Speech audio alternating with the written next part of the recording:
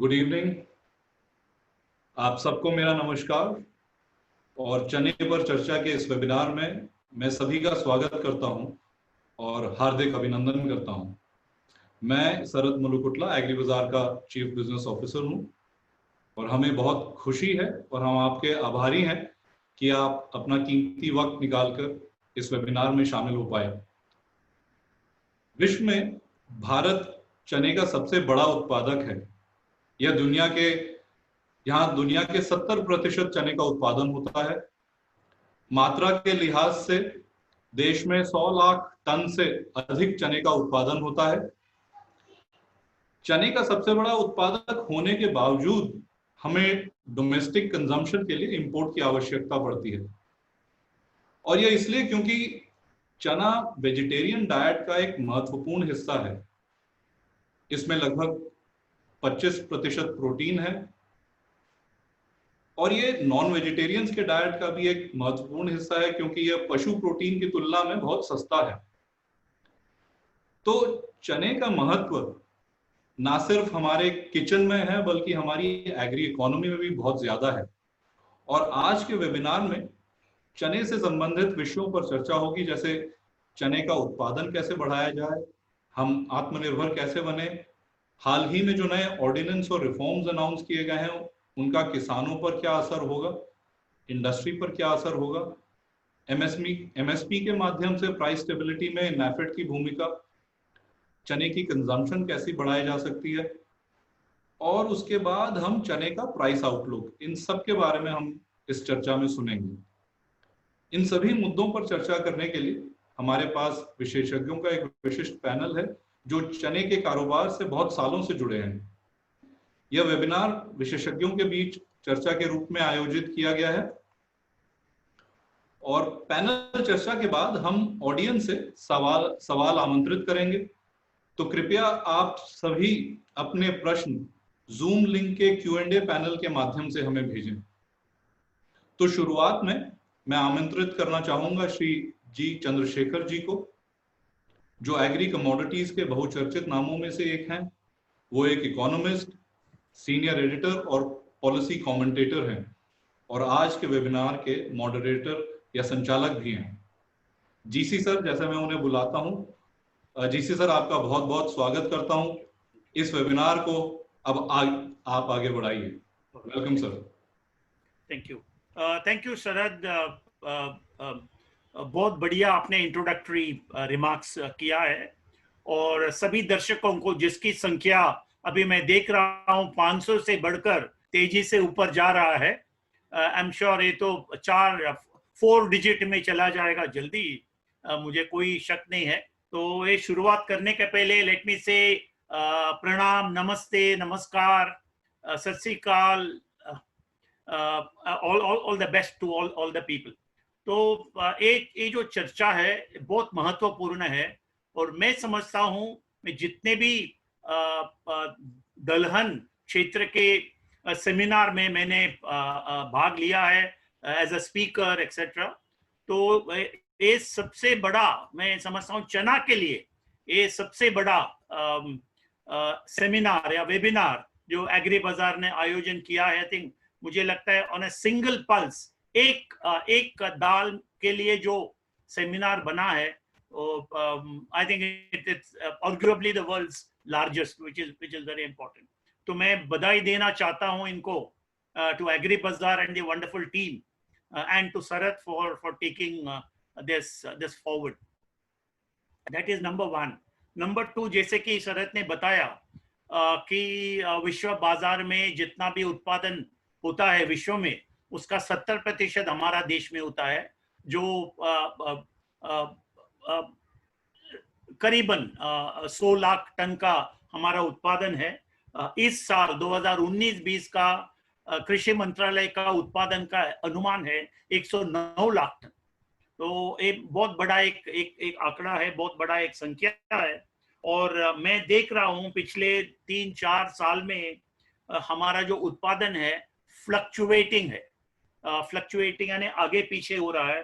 2016-17 में 94 लाख टन का था, जो 2017-18 में 114 लाख टन का हो गया। और फिर 99 लाख टन का हो गया और इस साल 109 लाख टन का है। मगर ये सब आंकड़े सरकार के हैं और शायद ट्रेड में, व्यापार में और हमारे पैनलिस्ट के आंकड़े जरा अलग भी हो सकते हैं, वो जरूर बताएंगे हमारे पैनलिस्ट। और दूसरा है एकरेज। हमारा देश में जो बुआई होती है उसके क्षेत्र वो भी करीबन 100 लाख हेक्टेयर में है। तो यानी कि हमारा जो ईल्ड, उत्पादकता जो कहते हैं, करीबन 1 टन प्रति हेक्टेयर है। इससे बढ़ सकता है, जरूर 1.5 टन तक जाने का एक क्षमता है हमारा चना में। उसके लिए क्या करना चाहिए हम बाद में इसमें चर्चा करेंगे, बात करेंगे, और समय मिलेगा तो एक पैनल डिस्कशन का बाद में 2 या 3 मुद्दे के ऊपर बात करूंगा, समय होगा तो। एक है अभी हाल ही में जून 5 तारीख को 3 ऑर्डिनेंस निकाला सरकार ने। एक था एसेंशियल कमोडिटीज एक्ट का अमेंडमेंट, दूसरा था कॉन्ट्रैक्ट फार्मिंग लॉ, तीसरा था प्राइवेट मार्केट्स, एपीएमसी के अलावा प्राइवेट मार्केट। तो एक बहुत बड़ा डेवलपमेंट है हमारा देश के लिए, खास करके कृषि बाजार के लिए। इसके बारे में भी हम बात करेंगे। फिर अगर समय मिलेगा तो मैं जरूर बोलूंगा मेरा क्या राय है। ये जो कोविड तो होपफुली खत्म हो जाएगा 1, 2, 3 महीने के अंदर, फिर लाइफ विल बिकम नॉर्मल। तो पोस्ट कोविड क्या सिनेरियो उभर आएगा उसके बारे में भी मेरा जो भी राय है मैं उसके बारे में बोलूंगा। तो अभी हमारा जो पैनल है यहाँ, वी हैव 8 हमारे पैनलिस्ट हैं। हर एक पैनलिस्ट अपना क्षेत्र में, अपना एरिया में दिग्गज है। उनका कोई इंट्रोडक्शन करने का जरूरत मैं नहीं समझता हूँ। दिस इज वेरी इंपॉर्टेंट, क्योंकि सब लोग जानते हैं उस सबको। तो उसके अंदर हमारे पास कम से कम 3-4 ऐसे खिलाड़ी हैं जो millers, they are all millers. There is somebody from the brokerage fraternity, somebody who is a very well-known trader, and we have of course Vishal Vijay from Singapore. यानी वो इंटरनेशनल फ्लेवर वो लाएंगे। और एक मेरा रिक्वेस्ट है हम panelist, चिक पी के अलावा काबुली के बारे में भी हम चर्चा कर सकते हैं। आपका जो भी राय है, उसका उत्पादन क्या है, एक्सपोर्ट पोटेंशियल क्या है, कितना एक्सपोर्ट हो रहा है, उसके बारे में भी हम बात करेंगे।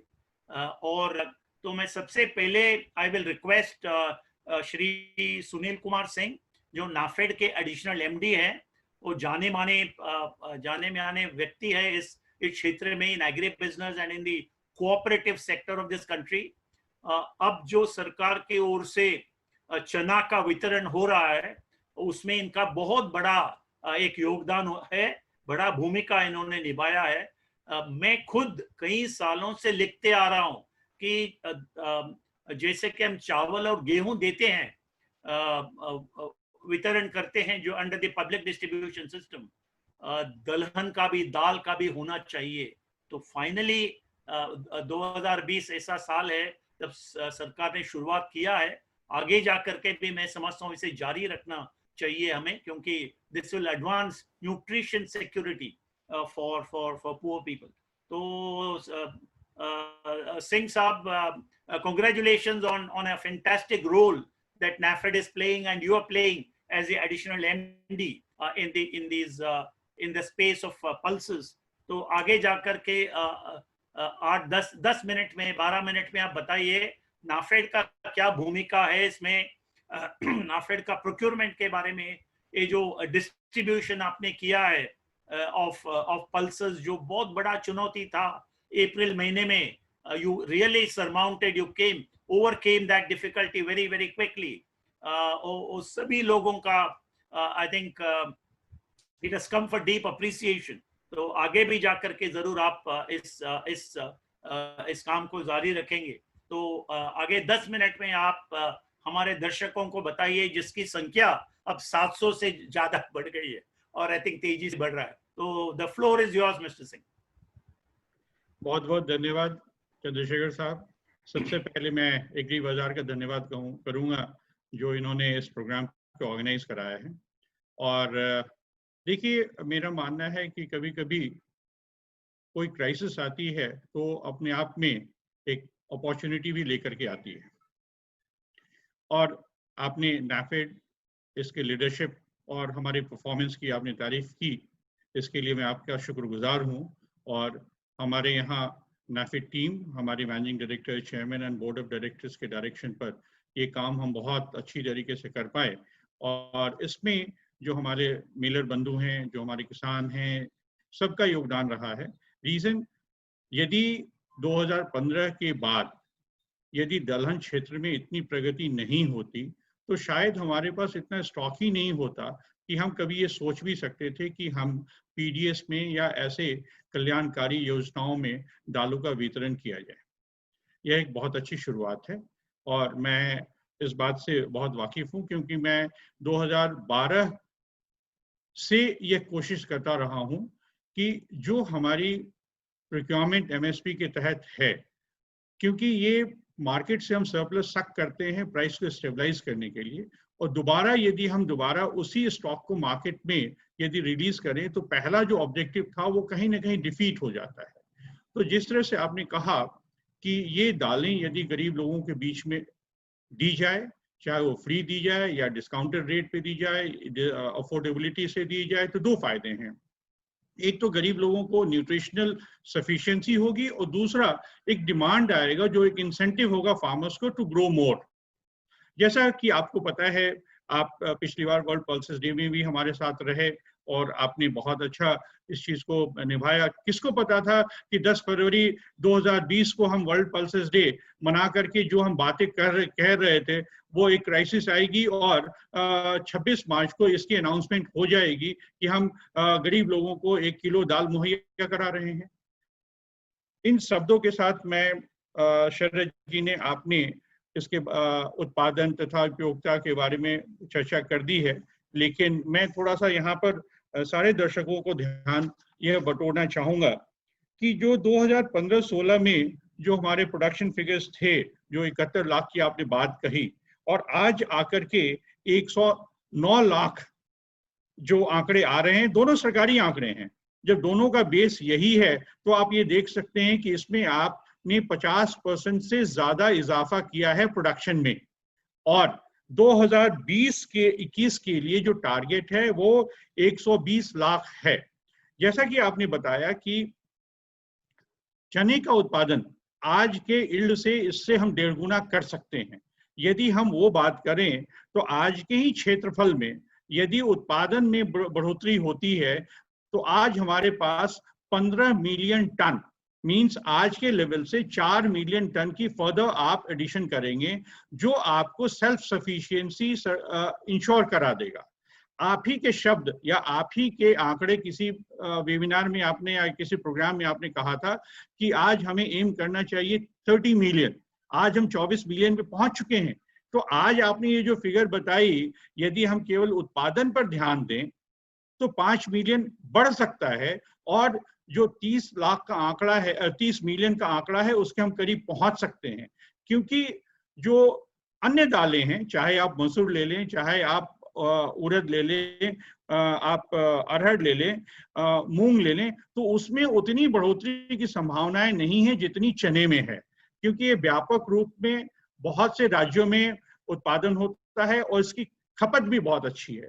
लेकिन ये 3 सालों में ये देखा गया है कि जो चने के किसान हैं उन्होंने उत्पादन तो जरूर किया, लेकिन जब MSP की बात आई और पिछले साल के जो 3 साल के आंकड़े हैं, यदि उसको मैं बताऊं आपको, तो 2018-19 में हमें 27,58,000 मेट्रिक टन चना MSP पे खरीदना पड़ा। साल 2019-20 में 11,16,000, 2020-21 में 20,53,000 खरीदना पड़ा। देखिए, मैं NAFED के रोल के बारे में जो आपने कहा, NAFED भारत सरकार की प्रोक्योरमेंट करने की एजेंसी है और एक हम सपोर्टिव रोल में हैं। जब मार्केट MSP नहीं दे पाता है तो वो 90 दिन के दरमियान जब किसान का माल बाजार में आता है तो हमें एक नेट का काम करना पड़ता है जिससे किसान को एक रिम्यूनरेटिव प्राइस मिल सके। हम यही रोल अदा करते हैं और यदि बाजार अपनी चाल पे चलता रहेगा और एमएसपी देता रहेगा तो हमें इस तरीके इंटरवेंशन करने की जरूरत नहीं पड़ती। इस बार आपने मसूर में देखा, मार्केट एमएसपी दे रहा था, हम बाजार में जरूर थे लेकिन हमने नहीं खरीदा, खरीदने की जरूरत नहीं पड़ी।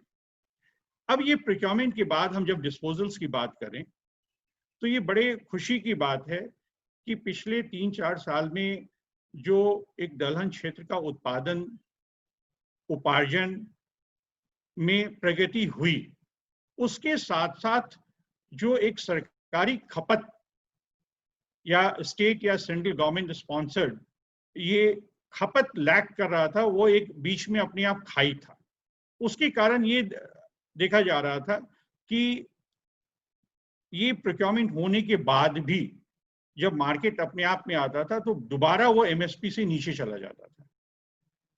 कोशिश यही होनी चाहिए कि बाजार एक बार एमएसपी का लेवल लेकर के यदि वो रिटेन करे तो किसानों को एक इंसेंटिव रहता है टू ग्रो मोर और बाजार को भी एक स्थिरता मिलती है। प्रयास जारी है और मैं आशा करता हूं कि आप सबके प्रयास से एक वो दिन आएगा जब बाजार अपने आप सामान्य चाल लेगा। मैं जीसी साहब 2-3 चीजें बताना चाहता हूं कि पिछले 2-3 साल में इन प्रयासों का 2-3 स्कीम आए। सबसे पहला स्कीम 2018-19 में यदि आपको याद होगा तो डिस्काउंटेड पल्सेस स्कीम आया, जिसमें सरकार ने ये अनाउंसमेंट किया कि हम 1 मेट्रिक टन पर 15,000 रुपए की छूट देंगे और राज्य सरकारें अपने चॉइस की दालें ले सकते हैं और शर्त ये होगा कि वो दालें मिल करके या अपग्रेड करके गरीब कल्याण में लगाई जाए। आपको खुशी होगी इस बात को जान करके कि इस पायलट स्कीम में 14 राज्यों ने बहुत रुचि दिखाई और एक केंद्र शासित प्रदेश ने रुचि दिखाई और एक साल में ही 10 lakh metric ton, 1 million metric ton की कंजम्पशन हुई। ये वहीं से शुरुआत थी कि छोटे मोटे पहले तो तमिलनाडु, कर्नाटका, आंध्र प्रदेश अपने लोकल लेवल पे करते रहते थे, लेकिन सेंट्रल गवर्नमेंट के स्केल पर सबसे पहली बार वो स्कीम को लॉन्च हुआ और जो पिछली अक्टूबर 2019 में खत्म हुआ।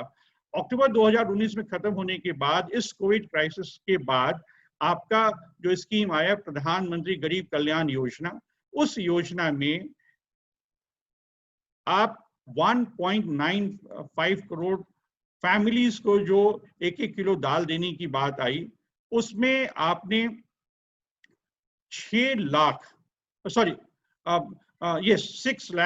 Metric ton processed and whole pulses NAFED ने सारे 36 राज्यों केंद्र शासित प्रदेशों को उस डिफिकल्ट सिचुएशन में हमने बांटा। मुझे ये बताते हुए खुशी हो रही है कि उसमें भी जो होल चना था और चना दाल का था उसका प्रतिशत अन्य दालों की तुलना में ज्यादा रहा।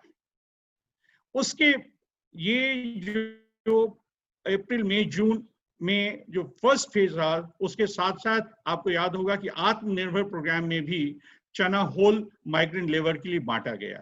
वो सबसे पहली शुरुआत थी जो स्पेसिफिक चना होल के लिए है, उसके लिए प्रयास बहुत किए गए। आपने भी लेख लिखे जिसमें ये भी बात आई कि चना होल की जो उपयोगिता है, प्रोटीन में बहुत रिच है, मल्टी यूज है, सबसे चीपेस्ट है, सबसे ज्यादा वॉल्यूम है और आप अच्छी तरीके से इसको बिना प्रोसेस करके भी बांट सकते हैं। तो इसकी जो सहूलियतें थी, इसके कारण सरकार ने ये निर्णय लिया।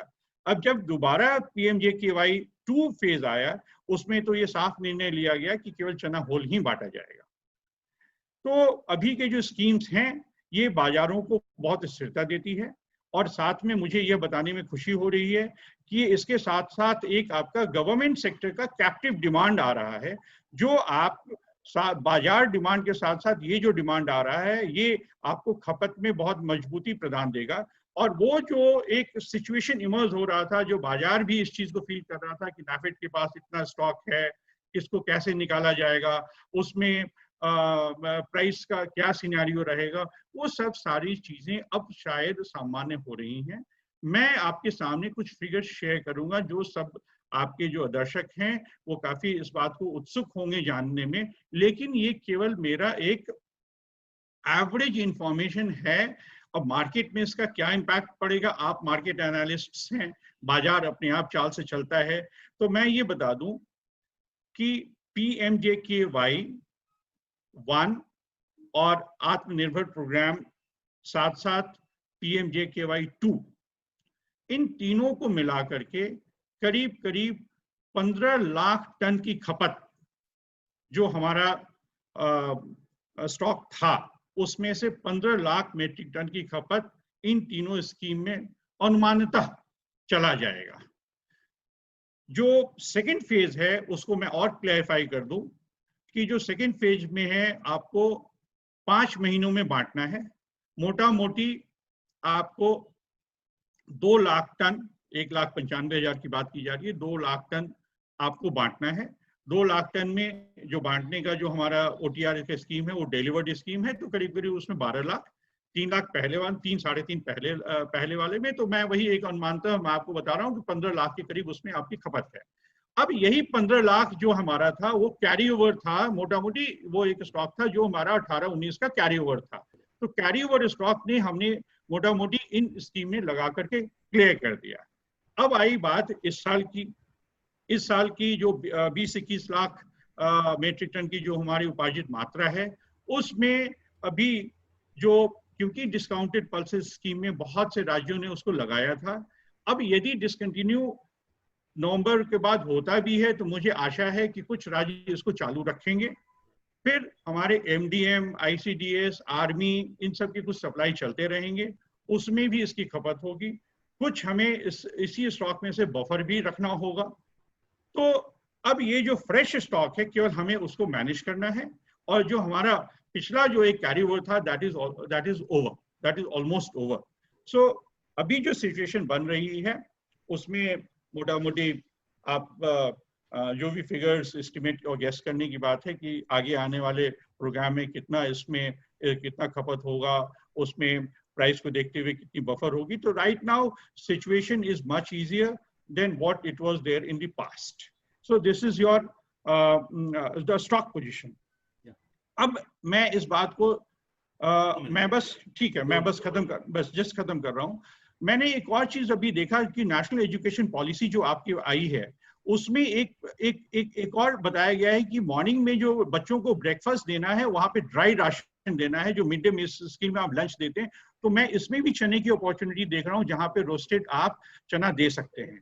साथ साथ ये सब चीजें खत्म होने के बाद मैं एक सप्लाई साइड में आपको ये बताना चाहूंगा कि जो जिस तरीके से पीस की इंपोर्ट रिस्ट्रिक्ट कर दी गई है, और जो पीस की इंपोर्ट आप समझ लीजिए 3 मिलियन को आप क्रॉस कर चुके थे, वो अब ऑलमोस्ट बहुत मिनिमल रह गई है।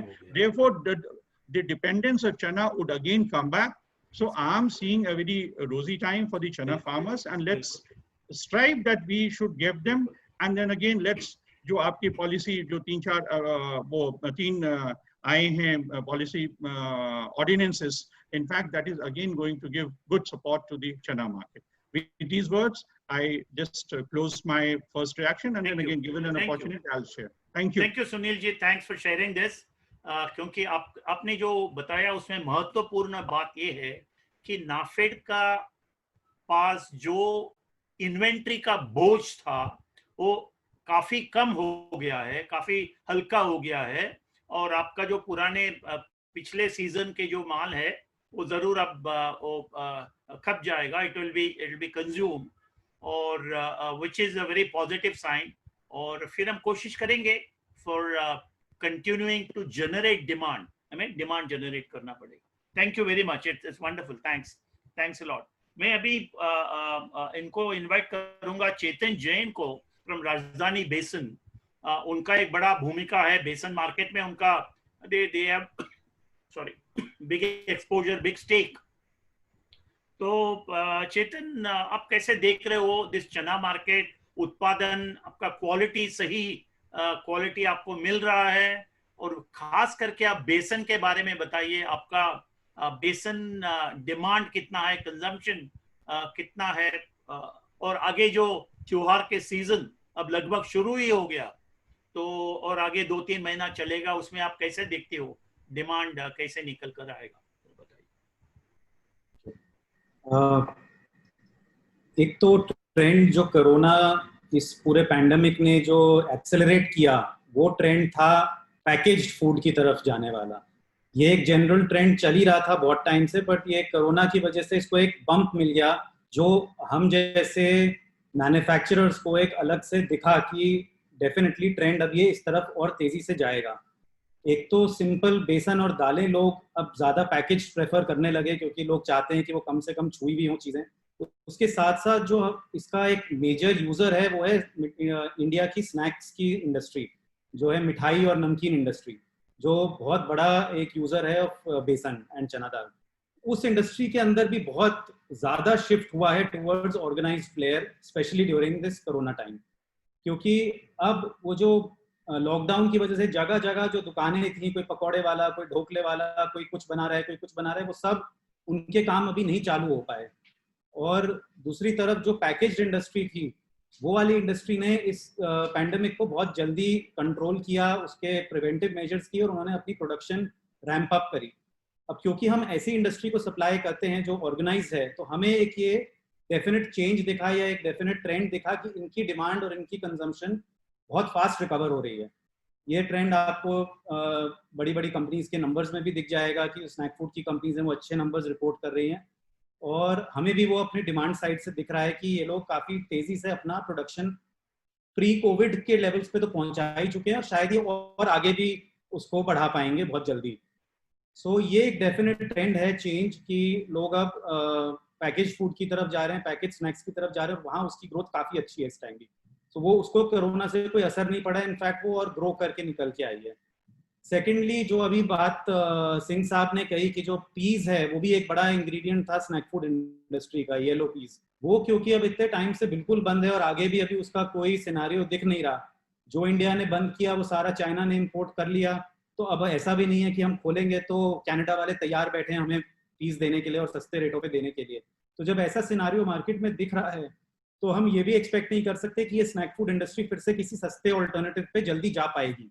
ये सारी इंडस्ट्री अभी चने पे ही चलेगी, और डेफिनेटली इसको डिमांड से सपोर्ट मिलेगा। एक और सिंह साहब ने ऑलरेडी एक पॉइंट रेज कर दिया जो मैं भी डिस्कस करना चाहता था, कि जो इस बार डिस्ट्रीब्यूशन हुआ है नेफेड के थ्रू, वो बहुत ही डेफिनेटली बहुत अच्छा हुआ है as compare to previous such distribution schemes. क्योंकि हमारे डिस्ट्रीब्यूटर्स हैं देश भर में, तो वो हमें बताते हैं कि इस बार दालें वाकई में घर घर में पहुंची हैं, तो उन्हें एक्चुअली सब्सटीट्यूशन दिख रहा है कि हाँ, कोई आदमी जो पहले लेता था मार्केट से चने की दाल या चना लेता था, वो आज उसको घर पे मिल गया है पीडीएस के थ्रू। तो जब उसको वो मिला है तो डेफिनेटली वो माल अच्छी तरह मार्केट में बटा है और डिस्ट्रीब्यूट हुआ है, तो उसका भी असर ये है कि वो माल वापस सर्कुलेशन में नहीं आ रहा है, और मतलब लॉन्ग टर्म उसको डिमांड में ही वो खप ही रहा है, मतलब वो लोग कंज्यूम कर रहे हैं, तो वो वापस सर्कुलेशन में जब नहीं आएगा तो रिसाइकलिंग नहीं होगी उसकी। तो वो भी एक पॉजिटिव है कि ये सारा जो अभी सिंह साहब ने बताया कि 15 लाख टन के आसपास जो ओवरहैंग था जो मार्केट में चला गया है, उसका बहुत ही कुछ ही स्मॉल परसेंटेज ही शायद वापस आएगा मार्केट में, अदरवाइज वो ज्यादातर कंज्यूम हो जाएगा। सो वो भी एक पॉजिटिव है डिमांड के लिए। Demand will definitely be there, festive season demand will come in the next couple of months, और अभी भी स्नैक फूड की डिमांड काफी अच्छी है, एंड जो ट्रेंड है टुवर्ड्स पैकेज वो भी अब और स्पीड से बढ़ रहा है इसकी तरफ। एक पार्ट जो मैं डिस्कस करना चाह रहा था, ये पॉइंट रेज करना चाह रहा था जिसको हम इस सेमिनार में लें, वो ये एमएसपी के प्राइस का, जो एक बहुत बड़ा हमारे कमरे में एक हाथी है जिसके बारे में हमें डिस्कस करना चाहिए, कि क्या ये प्राइस जो ट्रेडर्स नहीं डिसाइड कर रहे, नेफेड नहीं डिसाइड कर रहा, मिलर्स नहीं डिसाइड कर रहे, कंज्यूमर्स नहीं डिसाइड कर रहे, गवर्नमेंट कर रही है, definitely based on formulas, based on data, but ये 4800 का प्राइस है जो आगे जाके मे बी 5000 हो जाएगा अगले साल, फिर जिस तेजी से वो बढ़ रहा है, तो क्या हमें प्रोडक्टिविटी गेन्स को फैक्टर करना चाहिए? एंड एमएसपी सिर्फ पॉलिटिकल रीजन से अगर वो बढ़ता रहेगा तो देन हम लोग हमेशा ही ऐसे सिनारियों में रहेंगे, हमेशा तो नहीं लेकिन कुछ आने वाले कुछ 2-3 साल अभी ऐसे दिख रहे हैं कि हम एमएसपी से सफिशिएंटली ऊपर चने में अभी जाते हुए नहीं दिख रहे। टेम्परेरी जा पाएंगे बट शायद ना जाएं, और नेफेड का रोल कंटिन्यू 1-2 साल तक अभी सिग्निफिकेंट रहेगा। ये इस साल बहुत अच्छा हुआ कि हमारे पास इतना बड़ा स्टॉक था, हमारे पास मतलब देश के पास इतना बड़ा स्टॉक था जो इस टाइम पे काम आ पाया। बट अगर ये चीज ये पैंडेमिक अगर ये 2016 में या 17 के सिनारियो में आया होता जब दालें 100 रुपए से ऊपर चल रही थी, बिल्कुल, तो डेफिनेटली ये एक सोल्यूशन नहीं था। ये तो एक कोइंसिडेंस हुआ कि ये दोनों चीजें हो गई, लोगों का भी भला हुआ और कार का स्टॉक भी निकला। ये पॉइंट को हम जरूर इसमें डिस्कस करें। बहुत बढ़िया Chetan, I completely agree, I appreciate आप जो कहते हो, मैं सहमत हूँ। आई अप्रिशिएट पैकेजिंग फूड के ओर जा रहा है अभी डिमांड। मैं इसके बारे में भी कई वेबिनार में बात कर चुका हूँ। स्नैक इंडस्ट्री आपका यूजर है। एमएसपी के बारे में मेरा राय है, मगर अभी हमें टाइम रहेगा तो finally we will discuss MSP. मैं काफी इसके बारे में लिख चुका हूँ। I have given my opinion on that. मुझे एक सवाल है आपसे very quickly, what proportion of chickpea production बेसन में जाता है? व्हाट इज दैट, क्या क्वांटिटी बेसन में जाता है और क्या quantity is split into dal? या देखिए, एक तो होल चने का कंजम्पशन भी सिग्निफिकेंट है और रोस्टिंग वाले प्रोडक्ट्स में और डायरेक्ट कंजम्पशन में भी काफी कंज्यूम हो जाता है। जितना दाल मिलिंग में चला जाता है, आई वुड से दैट उसका प्रोबेबली 25 से 30% मुझे लगता है कि रीजनल बायस है उसके अंदर। बट हमारे नॉर्थ इंडिया में आई वुड से कि कम से कम 25 से 30% बेसन मिलिंग में चला जाता है जो स्प्लिट्स हुए हैं। Alright, thank you very much Chetan. अब मैं बुलाऊंगा इस मैदान के और एक बड़ा खिलाड़ी जो है सुनील बलदेवा। सुनील जी, यू बीन आप है इस क्षेत्र में कई सालों से, मे बी दशकों से, and he has reasonably good understanding of this. तो सुनील जी, आपका क्या राय है? What is your outlook? इनको एक प्रेजेंटेशन देना है, बहुत बढ़िया। और मुझे इसे बताने में खुशी हो रही है कि अब 1000 के और तेजी से बढ़ रहा है ये नंबर, अपना पार्टिसिपेंट्स का number. Very good Sunil ji, the floor is yours.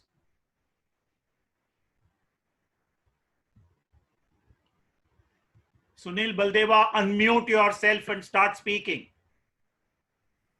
Thank you GC sir. Sharad ji, जैसा आपने कहा, जीसी सर को जनरली ट्रेड में सभी जीसी सर ही कह के बुलाते हैं, और आपने अच्छा एक नाम दे दिया सबके लिए बोलने के लिए भी। अभी जैसे बात हुई, चेतन जी ने जैसे बताया, डिमांड की तरफ काफी बता दिया है, तो मैं पहले सप्लाई की तरफ जाना चाहूंगा। जैसा ये प्रेजेंटेशन भी है और दिखाई दे रहा है, तो मैं ये देना चाहूंगा कि पिछले 3 सालों में प्रोडक्शन जो है वो बहुत ज्यादा देसी चने का नहीं बढ़ा है, काबली चने का कम होता गया है। सबसे पहले मैं काबली चने पे आऊंगा। काबली चने का कम होने के कारण है इंटरनेशनल मार्केट में रेट कम हुए। दूसरा, एक एमपी में सबसे ज्यादा काबली होता था, उसमें उगर बोल के एक रोग होता था, वो लगने के चलते वहां काबली का प्रोडक्शन कम हुआ। पिछले साल काफी जगह फ्रोस्ट गिरा, इसके चलते काबली का प्रोडक्शन कम हुआ। काबली को देखरेख काफी ज्यादा करनी पड़ती है, इसलिए किसान जो है, और दूसरे देसी चना का एमएसपी काफी अच्छा था, इसलिए किसान जो है काबली से शिफ्ट होके विशाल चना और जेकी चना जैसे दूसरे चने की तरफ गया। तो देसी चना का ही मेनली अभी प्रोडक्शन की हम बात करूंगा। तो मुझे ये लगता है कि प्रोडक्शन जो है पिछले 3 साल से लगभग सेम है, क्योंकि एरिया भी उतने ही एरिया में हो रहा है। एमएसपी जरूर बढ़ी है, लेकिन एमएसपी बढ़ने के चलते बुआई तो हुई अच्छी जगह, लेकिन जो आउटपुट आया वो कम आया, ऐसा देखा गया है। तो मेरा जहां तक अनुमान है कि पिछले सालों में यदि हम देखें तो 70-72 लाख टन 75 लाख टन के करीबन जो देसी चना होता था, इस बार करीबन 69.5 का टोटल अनुमान है मेरा चने का, देसी चने का प्रोडक्शन का। उसमें काबली चना अलग है जो 3.5 लाख टन है। इसमें बहुत ज्यादा फर्क है, और मेरे समझ कईयों के प्रश्न भी हो गए कि सरकार का 109 लाख टन और आपका 70 लाख टन, इसमें 2-3 फर्क जरूर होते हैं, क्योंकि हम जो लेते हैं वो टोटल आउटपुट लेते हैं, जो हमें इंडस्ट्री को जो मिलता है उसमें हम किसान जो बीज के लिए रखते हैं वो नहीं लेते हैं, प्लस जो हार्वेस्टिंग में लॉस होता है वो नहीं लेते हैं। इस बार कोविड के चलते मुझे ये लगता है कि हार्वेस्टिंग में लॉस कुछ ज्यादा हुआ है, क्योंकि किसानों को लेबर जो है वो टाइम पे नहीं मिल पाई थी और टाइम से इसको हार्वेस्ट करके मंडियों तक नहीं ला पाए थे, इसलिए वो लॉस भी ज्यादा है। तो मुझे 70 लाख टन करीबन टोटल प्रोडक्शन है। और हम यदि इंपोर्ट की बात करें तो इस बार इंपोर्ट बहुत ज्यादा नहीं हो पाएगा। सर प्लीज आगे कर दे शिफ्ट इसको। इंपोर्ट चूंकि 66% ड्यूटी है इसलिए इंपोर्ट नहीं हो पाएगा। एक्सपोर्ट हमने एक्सपोर्ट मार्केट काफी खो दिया है। 2016 के बाद में जो एक्सपोर्ट होता था वो एक्सपोर्ट मार्केट खो दिया है, क्योंकि वो दुबई और श्रीलंका और म्यांमार की तरफ चला गया, वहीं पे मिलें बैठ गई है और वही मिलें जो है आगे एक्सपोर्ट कर रही है। तो एक्सपोर्ट भी हम 2 लाख टन से ज्यादा नहीं कर पाएंगे। और यदि हम टोटल सप्लाई की बात करें तो करीबन पिछले 3 सालों में, जैसा आप स्लाइड में भी देखेंगे, 89 से 92 लाख टन के बीच में हमारा टोटल सप्लाई रहता है। अब हम डिमांड की तरफ आते हैं, क्योंकि इस बार कोविड है, ये रेगुलर ईयर जैसा नहीं है। जैसा चेतन ने बताया कि काफी स्नैक्स की तरफ भी हो रहे हैं, लेकिन शादी ब्याह नहीं हो रहे हैं, फेस्टिवल को ढंग से नहीं मनाया जा रहा है, मंदिर और प्रॉपर ढंग से काम नहीं कर, प्रॉपर ढंग से खुले नहीं है तो लोग वहां पे जा नहीं रहे हैं। तो प्रसाद, फेस्टिवल और शादी ब्याह में मुझे ये लगता है कि बेसन और चने की काफी डिमांड रहती थी। वो डिमांड डेफिनेटली इस बार जो है काफी हद तक प्रभावित हुई है। तो इसमें इस बार हम सप्लाई तो देख रहे हैं कि सप्लाई टाइट है और सप्लाई में ज्यादातर माल जो है वो नाफेड की तरफ से है। जैसे सिंह साहब ने बताया कि नाफेड में ज्यादातर जो माल है वो PGKY में चला गया है। वो 8 करोड़ आदमी, 8 करोड़ फैमिली वो है जो शायद पहले चना नहीं खाते थे, उनको चना खाने की आदत पड़ रही है, उनको चना हम खिला रहे हैं और न्यूट्रिशियस वैल्यू हम दे रहे हैं। ये बहुत अच्छी बात है और ये इसके लिए मैं सरकार और नाफेड को बहुत बहुत धन्यवाद भी देना चाहूंगा। और इंडस्ट्री के लिए भी एक अच्छी बात है कि एक अलग सेगमेंट आपके लिए तैयार हो रहा है, 8 करोड़ फैमिली, जो आगे आने वाले सालों में आपके लिए जो है डिमांड क्रिएट करेगी। लेकिन इसके अलावा जो डिमांड है उस डिमांड को हम लूज कर रहे हैं। 21 लाख टन माल जो है उसमें यदि नाफेड 13-14 लाख टन भी बेचती है अगले 6-7 महीनों में, तो एक सप्लाई वो रहेगी। दूसरी सप्लाई जो है वो केवल किसानों के पास जो बचा हुआ माल है, क्योंकि नाफेड करीबन 25% खरीदती है और मेरे तक जहां तक मैं अपने आंकड़ों का बताऊंगा तो नाफेड इस बार करीबन 32 से 35 लाख टन 32 से 35% माल खरीद चुकी है, क्योंकि इस बार सीमा जो है किसानों के माल देने की वो 25 से पहले 40 की गई, 40 के बाद हटा दी गई। इसलिए नाफेड जो है बहुत अच्छा माल प्रकोर कर पाई, क्योंकि पिछले साल 11 लाख टन कर पाई थी और इस बार 21 और 22 लाख टन कर पाई है। तो मुझे लगता है इसका कारण भी एक ये रहा है। तो ड्राइविंग सीट पे जरूर से नाफेड है और नाफेड कैसे सप्लाई करता है इसकी तरफ इंडस्ट्री भी देख रही है और हम सब भी देख रहे हैं। लेकिन एक मैं जरूर पॉइंट आउट करूंगा कि जैसा सिंह साहब ने बोला कि इंडस्ट्री यदि आए तो हमें इंटरवेंट कम करना पड़ेगा। इंडस्ट्री इसलिए नहीं आ रही है क्योंकि इंडस्ट्री को पता है कि जो माल नाफेड नोबेल एजेंसी है उसके द्वारा सरकार खरीदी है, उस माल की कंटिन्यूटी सप्लाई मिलती रहेगी। तो इंडस्ट्री जाहिर है कमाने के लिए बैठी है, तो वो अपना माल स्टॉक करके उसके ऊपर कॉस्ट, इंटरेस्ट और गोडाउन रेंट का बाकी सब कॉस्ट नहीं लगा के वो अपना नाफेड से ही माल को प्रकोर करने में ज्यादा इंटरेस्ट रखती है। नाफेड चाहे उसको 44 बेचे या 48 बेचे। जी जी साहब।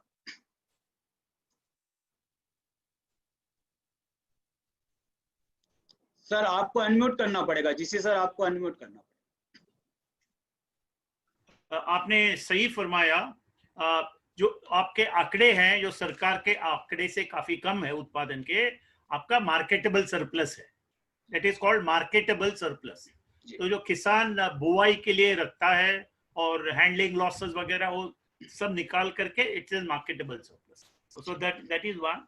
और एक चिंता का विषय है कि काबुली का उत्पादन आप कहते हो कि धीरे से कम होते जा रहा है। आई थिंक उसके लिए हमें उसके ओर भी ध्यान देना चाहिए। क्या करना चाहिए उत्पादन बढ़ाने के लिए, वो एक अलग ही चर्चा रहेगा। पर इस साल जो हम देख रहे हैं डिमांड डिस्ट्रक्शन, डिमांड लगभग इस सेगमेंट को हम कहते हैं होरेका, hotel restaurant catering. Hotel restaurant catering जो सेगमेंट में काफी बंद हो गया लगभग, तो डिमांड कम हो गया। वो दलहन हो या खाद्य तेल हो, सभी का डिमांड बहुत कम हो चुका है। दैट इज वाई नाफेड का जो सप्लाई है, फ्री रेशन जो बांट रहे हैं, विच इज वेरी गुड। और एंड देयरफॉर थोड़ा सा तो डिमांड को सपोर्ट मिलेगा इसके वजह से। But thank you very much for sharing your thoughts. Very well said. अभी मैं बुलाऊंगा पवन जिंदल जी को। Very quickly Pawan ji talk about आपका क्या आउटलुक है प्रोडक्शन और क्वालिटी प्राइसेस क्या लगता है आपको? अच्छा, अभी उसके पहले मैं बताऊंगा कि एक we will also have a price outlook और प्राइस फोरकास्ट। अगर सभी पैनलिस्ट को एक बार एक राउंड उनका जो भी प्रेजेंटेशन है वो बोलने का बाद we will also do a price polling. तो आपको मैं पहले से ही बता देता हूँ। हाँ, ओके पवन जी, गो अहेड। आप लोगों का बहुत बहुत शुक्रिया जो मुझे आपने बोलने का मौका दिया है, और फर्स्ट टाइम मुझे तो इतने बड़े प्लेटफॉर्म पे अपनी बात कहने का मौका मिल रहा है, तो दोबारा मैं आप लोगों का शुक्रिया अदा करना चाहूँगा। और जहाँ तक चने के ऊपर जो मेरी जो मैं मध्य प्रदेश में बीना में बैठा हूँ, और यहाँ से मैं जो अपने मध्य प्रदेश की यदि प्रॉपरली बात करता हूँ, एमपी सबसे ज़्यादा चने की प्रोडक्शन करती है। और जो ये साल जो चने की सोइंग लास्ट ईयर से काफ़ी कम थी, क्योंकि हमारे यहाँ किसानों ने चने से ज़्यादा गेहूं पे ध्यान दिया है, क्योंकि गेहूं की यील्ड अच्छी थी और कैश क्रॉप है, इमीडिएट ऐप से परचेज कर लेती है, कोई उसको अपने घर पे नहीं डालना पड़ता, कोई कैरी नहीं करना पड़ता है। तो चने की लास्ट ईयर सोइंग कम है, यील्ड कुछ एरिया में कम है और कुछ एरिया में बड़ी भी है। ओवरऑल लास्ट ईयर से मुझे चने की क्रॉप मध्य प्रदेश में 10 से 20% कम दिखती है। दूसरा कि इस साल किसान को चने का इतना अच्छा प्राइस नेफेड ने दिया है, जो तो किसान ने चने की होल्डिंग इस साल कम रखी है। पूरा का पूरा चना जो मैक्सिमम है, किसान ने कोशिश की है कि वो नेफेड को, गवर्नमेंट को इसको हैंड ओवर कर दे उसको। और मैं जो देख रहा था नेफेड की परचेज भी, सही था, परचेज भी नेफेड की मध्य प्रदेश में हुई 7 लाख टन के आसपास, 21 लाख टन में से। तो मध्य प्रदेश में जो चने के स्टॉक में देखता हूँ फार्मर्स के पास, ट्रेडर्स के पास, इंडस्ट्रीज के पास, तो वो लास्ट ईयर से काफी कम है, मतलब मैं समझता हूँ आधे से कम है। और अब जो मार्केट जो मार्केट को जो दिख रहा है, वो चना जो सामने सबको दिखता है, नेफेड के बाद चना दिखता है, एनसीडी जो चना दिखता है, उस वजह से लोगों का सेंटीमेंट चने में टूटा हुआ है। दूसरी चीज, चने का मुझे विशेष साल काफी अच्छा लगता है। इसका नंबर वन कारण तो क्या है कि ये जो चने को जो रिप्लेस करती है डिमांड, वो मटर रिप्लेस करती है। मटर का प्राइस लास्ट ईयर से, चने को देखते हुए नियर अबाउट 30 to 40% जा रहा है। तो पूरी मटर की जो डिमांड है वो चने की तरफ डाइवर्ट होनी चाहिए। दूसरा कारण जो सुनील सिंह साहब ने बताया है, जो इनको मैं धन्यवाद देना चाहूंगा कि इन्होंने चने की एक नए कंज्यूमर्स पैदा किए हैं, जो हमारी इंडस्ट्री से बिल्कुल जो इस सेक्टर से कहीं जिन्होंने चना जो उनकी फूड में था ही नहीं, तो एक नई डिमांड जनरेट हुई है। और ये नई डिमांड जनरेट होने से भी कंटिन्यू होगी, जिसको जो चना एक बार पल्सिस को, जो चने को अपने फूड में ऐड करेगी, जो कमजोर लोग हैं हमारे भारत के, तो वो कंटिन्यूस की डिमांड की तरफ आएंगे, वो उसको कंज्यूम करने आएंगे। और चने का जो प्राइस आज जो मैं देखता हूँ रिटेल में 50, 55, 60 जो रिटेल में मिलता है, ये चीपेस्ट प्राइस है आज बाजार में। इससे सस्ती दाल कोई खाने को है ही नहीं बाजार में आज इसके सामने। और जो दूसरा जो कारण मुझे जो है कि अभी जो दोनों कारण की वजह से मुझे ये जो चने का फ्यूचर काफी बेटर दिखता है। और जो ये अभी जो सॉरी मैं अपनी रिलैक्स आराम से, कोई जल्दी नहीं है। आप कुछ बोलना चाहते थे? नहीं, आप और कुछ पूछना चाहते हैं? नहीं, ये ठीक है। आप, मुझे लगा कि आप और कुछ बोलना चाहते हैं। नहीं, बस मुझे अच्छा, आपने बोल दिया, बहुत बढ़िया, ओके। लगता है चने का जो प्राइस है, जो आज भाव चल रहा है, यहाँ से और 5 से 10% की करेक्शन आनी चाहिए। समझ गया। आपने बताया मध्य प्रदेश में बुआई कम हुई थी इस साल 2020 में। मेरा पास मध्य प्रदेश का खास आंकड़ा अभी नहीं है मेरे पास, मगर ऑल इंडिया बेसिस में हम देखेंगे तो पिछले साल के मुकाबले, 2019 के मुकाबले, चना का जो क्षेत्र है बुआई की हुई है, वो 10 लाख हेक्टेयर बढ़ गया है। वो शायद राजस्थान में होगा या और कई क्षेत्र में हो सकता है, ठीक है, but I think that is okay. तो thank you very much Pawan ji. I am now going to call Nitin Kalantri, Nitin Kalantri is a big operator in Maharashtra. He knows everything. Maharashtra is an important producer of chana. Nitin, are you online? Yes, sir. Yeah. तो आप just share your thought, बेटा, please. इस बार monsoon की range southern part में काफी अच्छी थी, और उसके चलते महाराष्ट्र, आंध्र प्रदेश, तेलंगाना और कर्नाटक में सोइंग की अच्छी क्वांटिटी में सोइंग हुई और यील्ड्स भी काफी अच्छे आए। तो आप जो अभी बता रहे थे कि क्वांटिटी जो बड़ी है तो वो कुछ राजस्थान में बढ़ी और कुछ सदर्न स्टेट्स में बढ़ी, और प्रोडक्शन भी काफी अच्छा था। सीजन के स्टार्ट में हमने देखा कि कर्नाटक में मंडियों में काफी माल आया, और वो कर्नाटक के मंडियों में जो माल बिका वो 37 से लेके 4200 के रेट तक लूज प्राइसेस बिक के, एक टाइम था कि लूज प्राइसेस 34-35 तक बिक गए थे। तब स्टॉकिस्ट भी एक्टिव हो गए और कर्नाटक से दिल्ली तक के पड़ते लगने लग गए थे, तो काफी माल कर्नाटक से मूव हुआ। सेकंड स्टेज पे महाराष्ट्र का क्रॉप आया, और महाराष्ट्र का क्रॉप भी रीजनेबल प्राइसेस बिक रहा था, सभी जगह की पैरिटी थी। महाराष्ट्र से भी काफी माल छत्तीसगढ़, दिल्ली, एमपी और बाकी स्टेट्स में भी महाराष्ट्र से डिस्ट्रीब्यूशन हुआ। और नाफेड का मैं सभी की तरफ से वापस धन्यवाद करूंगा कि इस बार नाफेड ने सदर्न स्टेट्स में भी काफी अच्छी क्वांटिटी में किसानों को भी बहुत फायदा हुआ है, और अगले साल भी किसान का रुझान की तरफ काफी रहेगा। महाराष्ट्र, कर्नाटक, आंध्र, तेलंगाना का प्रोडक्शन अगर हम देखेंगे तो अराउंड 31 लाख टन के आसपास है। गवर्नमेंट ने महाराष्ट्र में 3.7 लाख टन, कर्नाटक में 1.02 लाख टन, ईपी में 1.28 लाख टन और तेलंगाना में 0.47 लाख टन का प्रोक्योरमेंट किया है। महाराष्ट्र और कर्नाटक में थोड़ी सी सप्लाई टाइट है, क्योंकि जो भी ट्रेडर्स है वो एंटिसिपेट कर रहे थोड़े से हायर प्राइसेस, इसलिए बेचने में थोड़े रिलेक्टेंट है, और अभी कोई लिक्विडिटी की ज्यादा जरूरत नहीं है, क्योंकि मार्केट में भी नया अराइवल कोई नहीं है। जैसे जैसे मूंग, उड़द और सोयाबीन के अराइवल्स चालू होंगे, वैसे वैसे ट्रेडर्स अपना अपना स्टॉक धीरे धीरे लिक्विडेट करेंगे।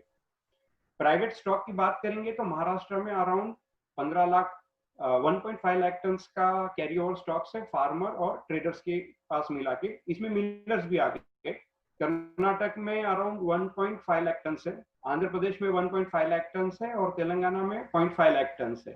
तो टोटल जो कैरी ओवर स्टॉक है इस साल का वो 5 लाख टन के आसपास ये चारों पांचों स्टेट में मिला के है। ये थी सप्लाई साइड की बात। लेकिन जैसा अभी डिमांड साइड की अगर हम बात करेंगे तो सुनील जी ने भी बताया और चेतन जी ने भी बताया कि स्नैकिंग डिमांड काफी बड़ी है। पैकेट फूड्स हमारे घर में काफी आई ये लॉकडाउन में, लेकिन अगर आप देखेंगे तो रेस्टोरेंट्स, होटल्स, केटरिंग, ये जो डिमांड आती है वो पूरी इरेडिकेट हो गई है। मतलब आप 20 लोगों की अगर शादी करते हो तो जो मेजर कंजम्पशन बेसन का शादियों में जाता है, स्वीट्स बनने में या नमकीन बनने में, वो सेक्टर मार खाया है। स्ट्रीट वेंडर्स जो लॉकडाउन हो रहे और अनलॉकडाउन हो रहे, उसके कारण स्ट्रीट वेंडर्स है या रेस्टोरेंट्स है, वहां पे डिमांड नहीं आ रही है। जो टेक अवे डिमांड है वो भी आप मानिए सिर्फ 10% है जो रेस्टोरेंट्स ओपन है। चेतन जी ने बताया कि 25 to 30% आपका चना दाल बेसन में चना बेसन कंजम्पशन में जाता है, लेकिन जो हाउस होल्ड कस्टमर्स है जो चना दाल मार्केट से परचेस करते हैं, अल्टीमेटली उसका 50% 60% भी आप बेसन कंजम्पशन ही देखेंगे। कड़ी है, पकोड़ा बनाने में है, चना दाल की सब्जी आप रेयरली खाते हैं। तो डिमांड काफी हैम्पर हुई है। सुनील जी ने जैसा बताया कि मंदिर सभी बंद है, तो मंदिर में जो प्रसाद लगते हैं, लड्डू बनती है, बेसन की चक्की बनती है, उसका कंजम्पशन बहुत बड़े हिसाब से हैम्पर हुआ है। तिरुपति बालाजी मंदिर है वो इतने दिन से बंद था, सिद्धि विनायक मंदिर है, शिरडी के साईं बाबा मंदिर, या कोई भी बड़े आप वर्शिप प्लेसेस लेंगे तो सभी जगह ये थी, तो बहुत बड़ी कंजम्पशन वहां पे कम हुई है। हाउस होल्ड कंजम्पशन में हम देखेंगे कि चने की इतनी डिमांड नहीं होती है, बेसन में ही उसका मेजर फॉर्म होता है। कल ही हम हंस रहे थे घर पे, छोटे भाई से कह रहा था कि ज्यादा डिमांड मत करना, नहीं तो किचन में भी लॉकडाउन हो जाएगी। Good one, thank you very much Nitin, very nice. एक चीज और मैं कहना चाह रहा था कि नाफेड को एक ये थी सजेशन कि जनरली 2 साल से हम लोग देख रहे हैं कि जनरली ये जो पीरियड है आपका जुलाई से लेके नवंबर तक का, ये इसमें मेजर अपने फेस्टिवल्स कवर होते हैं, प्लस मैरिज सीजन आ जाता है।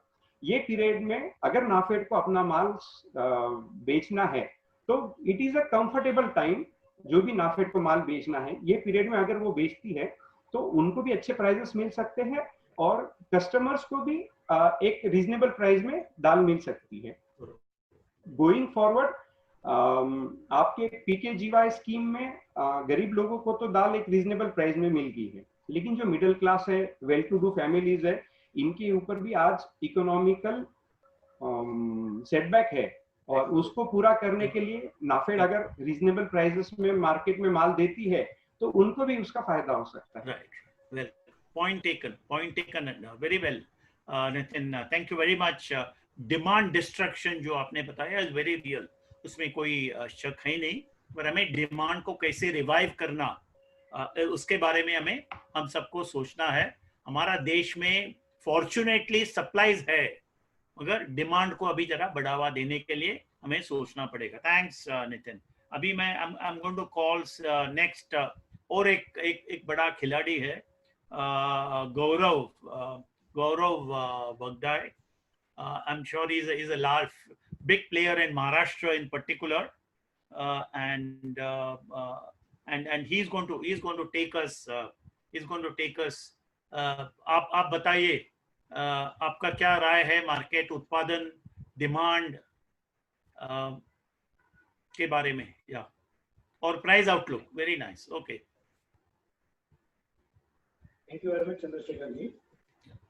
सबसे पहले तो मुझे लग रहा है कि जो 2020 रहा है वो हमेशा जो हर साल रहा है उससे काफी अलग रहा है। जैसे वनडे 50 ओवर्स का मैच रहता है उससे अलग रहता है 2020, वैसे ही 2020 भी अलग रहा है अपने लिए भी, चलने के लिए भी, और खास करके सारी चीजों हेल्थ के पर्पज के हिसाब से। तो मुझे लग रहा है कि जो अपन आंकलन करें वो हर साल की जो सिचुएशन रहती है उससे काफी अलग नजरिए से इसको अपने को देखना होगा, कि क्योंकि इसमें देखा जाए तो अगर हम लोग देखते हैं पहले सोइंग जो हुआ था, उस सोइंग के बाद जो अनसीजनल रेन आई उसके कारण भी क्रॉप के एस्टिमेट जो गवर्नमेंट के 109 लाख टन के आंकलन है, और उसके सामने सुनील जी ने जैसे बताया कि उनका तो 69.5 ही है, और मुझे लग रहा है कि वो करीब 85 के आसपास आना चाहिए, क्योंकि उसमें अनसीजनल रेन का एक बहुत बड़ा हाथ रहा। दूसरी चीज जो रही वो जो सुनील जी ने भी बताया कि हार्वेस्टिंग के टाइम पे किसान को कहीं न कहीं उनको लेबर का इश्यू, खुद भी बाहर खेत पे नहीं जा पा रहा था, तो उसके कारण जो यील्ड में लॉस आया है वो यील्ड के लॉस के कारण 85 लाख के तरह हम लोग मान के चल रहे हैं। अभी के समय में अगर देखें तो स्टॉक की अगर बात करें तो मिलर्स के पास या ट्रेडर्स के पास इतना बड़ा कोई स्टॉक नहीं है। उसका रीजन भी ये लॉकडाउन भी रहा है, क्योंकि मंडियां कभी खुली कभी बंद रही, कभी कुछ अल्टरनेट डेट्स पे चालू रही। वो सब चीजों को देखते हुए या तो फार्मर्स के हाथ में थोड़ा बहुत माल रह गया, या नेफेड ने जो प्रोक्योर किया तो नेफेड को कहीं कहीं उनकी जो बेस्ट सिस्टम थी, जो उनने लॉकडाउन के टाइम में भी जो बहुत अच्छी फैसिलिटी क्रिएट करी इन लोगों के लिए समय में भी, तो वो भी है 22-23 लाख टन के आसपास जो भी प्रोक्योर कर पाए वो कर पाए। तो नेफेड और फार्मर दो लोगों के हाथ में माल है, ये कह सकते हैं अपन। दूसरी चीज मैं कहूंगा कि जो फार्मर का स्टॉक है वो फार्मर का स्टॉक कहीं ना कहीं जो एक बार खेत से उठ के उनके घर में चला जाता है तो वो स्टॉक तुरंत बाहर नहीं आता, या तो उनको जगह की जरूरत हो, या उनको पैसे की रिक्वायरमेंट हो, या उनको आखिर सीजन खत्म होने पे है या माल खराब हो जाता है तभी जाके वो लेके आता है एक बार घर पे चले जाने के बाद। तो मुझे लग रहा है कि एक बार किसान का जो स्टॉक है वो तुरंत मार्केट में आएगा नहीं। डीलर्स के पास हो सकता है कि कोई बड़ी क्वांटिटी लेके नहीं चल रहे, हार्डली कोई 15-20 दिन का माल या महीने भर का कोई बड़ी नहीं है तो वो लेके चल रहा है, तो मार्केट में डिमांड कंटिन्यूअस मिलर्स की बनी रहेगी according to demand in finished goods. तो मुझे लग रहा है कि ये एक सिचुएशन जो मार्केट को डिराइव करने वाला है वो नेफेड रहेगी, और फार्मर्स का जो सेलिंग प्रोसेस रहेगा वो रहेगा। दूसरा जो है कि चने की जो डिमांड है वो जो सीजनल डिमांड के ऊपर अगर बात करें तो डिमांड बहुत ही अब की बार अनसर्टेन रहेगी। हर बार अपन मार्केट में सुनते आ रहे हैं कि डिमांड बिल्कुल नहीं है, और मुझे लग रहा है कि डिमांड, जैसे चेतन सर ने भी बताया कि जो पैकेज फूड है उसमें डिमांड बढ़ी है। मुझे लग रहा है कि हाउस होल्ड डिमांड काफी हद तक बढ़ी है। होल चने का एक बहुत बड़ा सेगमेंट चालू हुआ है। होल चने का जो कंजम्पशन है, नेफेड ने भी जैसे न्यूट्रिशन वैल्यू के हिसाब से जो डिस्ट्रीब्यूशन चालू किया है, तो कहीं ना कहीं जब लोगों को वो चने खाने की एक आदत होने लगी है, उस आदत से एक बार के लिए मुझे लग रहा है कि परमानेंट डिमांड ग्रोथ भी अपने को होल चने के अंदर देखना चाहिए। पर उसके सामने जैसे ये कोविड के कारण अपना वेडिंग वगैरह ये सारे जो इवेंट्स है वो अभी इवेंट्स नहीं हो पा रहे हैं, उसके कारण जो थोड़ी बहुत डिमांड कम हुई है, तो ओवरऑल भले ही थोड़ी सी डिमांड कम देखने को मिलेगी, पर आगे जाकर मुझे लग रहा है कि 1 से 2 महीने के अंदर अच्छी डिमांड देखने को मिलेगी। प्रधानमंत्री गरीब कल्याण योजना जो है उसके अंतर्गत भी जो गवर्नमेंट ने माल दिया है, तो वो भी एक एडिशनल डिमांड है, तो उसके कारण भी एक बार ओवरऑल जो पूरे साल के अंदर डिमांड देखे तो वो एक अच्छी डिमांड रहेगी आने वाले समय में।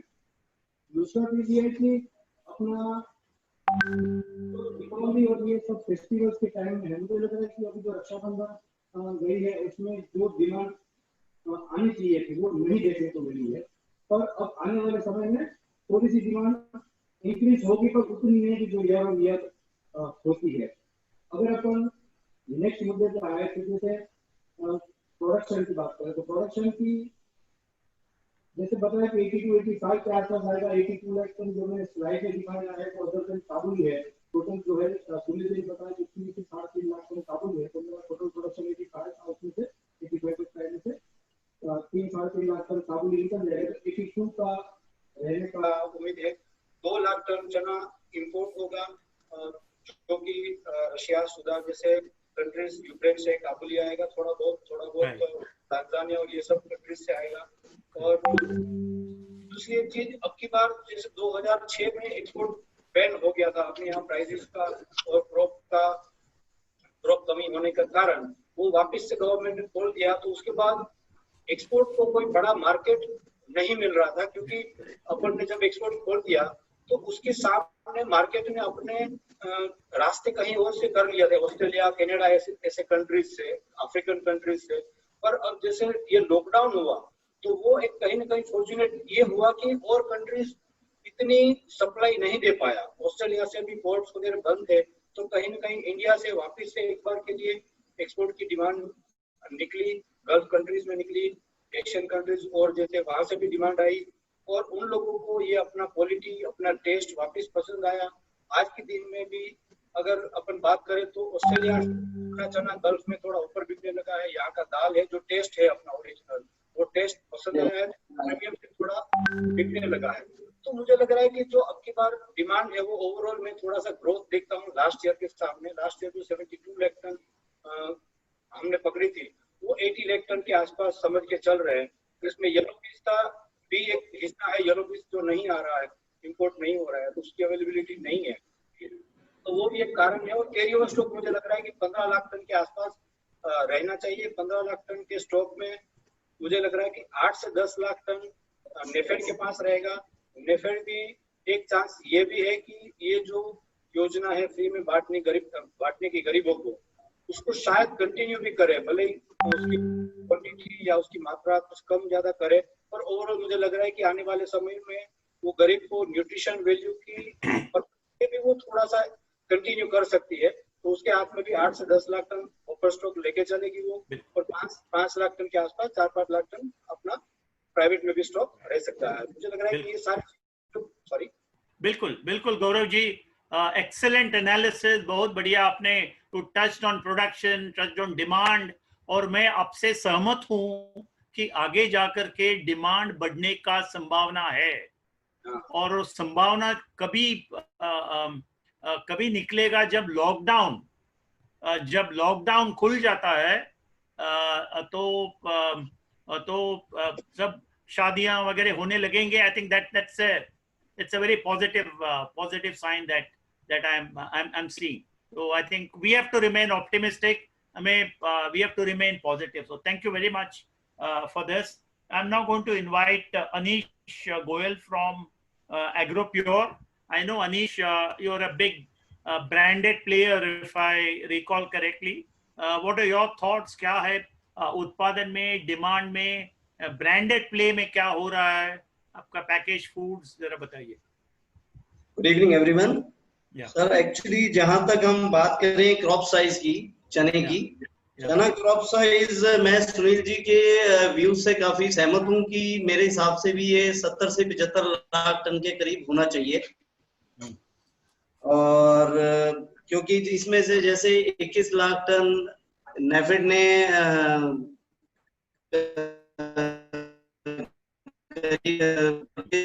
परचेज करने के बाद जो हमें लगता है कि आने वाले कुछ जैसे आगे देखते हैं अगर सितंबर अक्टूबर के बाद तो इसमें चने का कुछ शॉर्टेज लगने का उम्मीद ऐसा लगता है।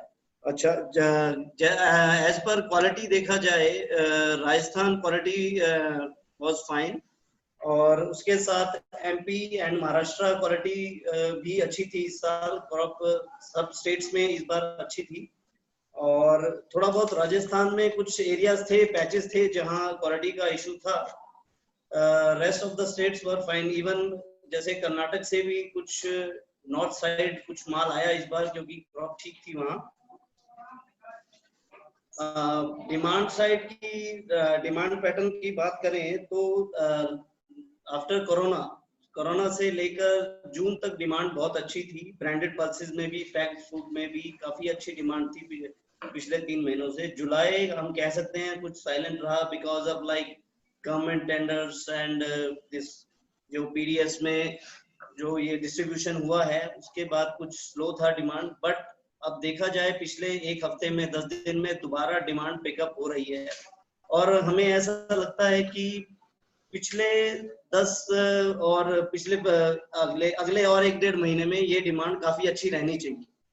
और ये जो प्राइसेस हैं चने के ये लोएस्ट प्राइसेस हैं as what we think and market हमें यहाँ से बुलिश लगती है। मार्केट अच्छी रहनी चाहिए यहाँ से। चने में डिमांड अच्छी है because of chana these prices are very low according to us और आने वाले महीनों में काफी अच्छी डिमांड रहनी चाहिए। जहां तक सप्लाई की बात की जाए चने की, मैं ये कहना चाहूंगा कि जो ओटीआर का चना है वो हमें मिल रहा है तो वो ये भी एक बहुत बड़ा अवेलेबिलिटी, हमें इससे बहुत अच्छी अवेलेबिलिटी हो रही है। साथ में राजस्थान का चना है वो उसकी अवेलेबिलिटी बहुत अच्छी है मार्केट में। और प्राइस आउटलुक का देखा जाए यही कहा जाएगा कि मार्केट इस हिसाब से ये लोएस्ट मार्केट है और यहाँ से कुछ ना कुछ मार्केट ऊपर चलना चाहिए अगले 3 से 6 महीने। थैंक्स फॉर बहुत बढ़िया Anish, thank you very much. आपका बैकग्राउंड मुझे बहुत पसंद आया, it's very nice. What is behind the backdrop. Anyway, अब मैं I am going to invite now Vishal Vijay from Singapore. Vishal हमारा साथ, he will share with us उसका क्या पर्सपेक्टिव है, ग्लोबल मार्केट में क्या हो रहा है, उत्पादन कितना है, व्हाट आर द प्राइसेस और what is the demand trend क्या है। Vishal, the floor is yours. Please take us through the global situation in chickpea and how much is the production, where are the markets headed, prices, I mean import export numbers if you have some projections for the next 6 months, etc. Vishal. Thanks Chandrasekhar ji. Thanks to AgriBazaar and for setting up this panel. You know, it's very nice to be involved in something like this. Apologies, you know, my Hindi is not so great. I'm here. I'm here. I'll translate. I'll try and convey my thoughts in English, and Chandrasekhar ji will translate where necessary. So Agricop, I mean, we're based in Singapore. We're a global agri commodity trader, and chickpeas is one of our major products. We are active in most of the countries in which there is some production of chickpeas. Such as Australia, Myanmar, Canada, Russia, Ukraine, and we are constantly trying to figure out look at the S&Ds, see where opportunities lie, and try and service where we foresee demand to come from. Looking at the S&Ds, I think let's start with Australia. I think in Australia, the crop size this year looks to be if you compare with last year, it looks to be significantly larger. Last year, the crop size was about 260,000 tons. This year, we are looking, by our estimates, it's between 650 to 700,000 tons. This, over the last 5 years, this is a medium-sized crop because, 2016-17, Australia had 1.5-2 million ton crops, right? So this is but that being said, those, 3-4 years ago was very different times to what it is right now. The demand profile in Australia obviously doesn't have India right now. Looking at where the export is likely to go, by our calculation, it looks like 75 to 80% will have to be taken up by Bangladesh and Pakistan, and then the balance would be around mostly going to the UAE and a few other countries. You mean of the Australian crop?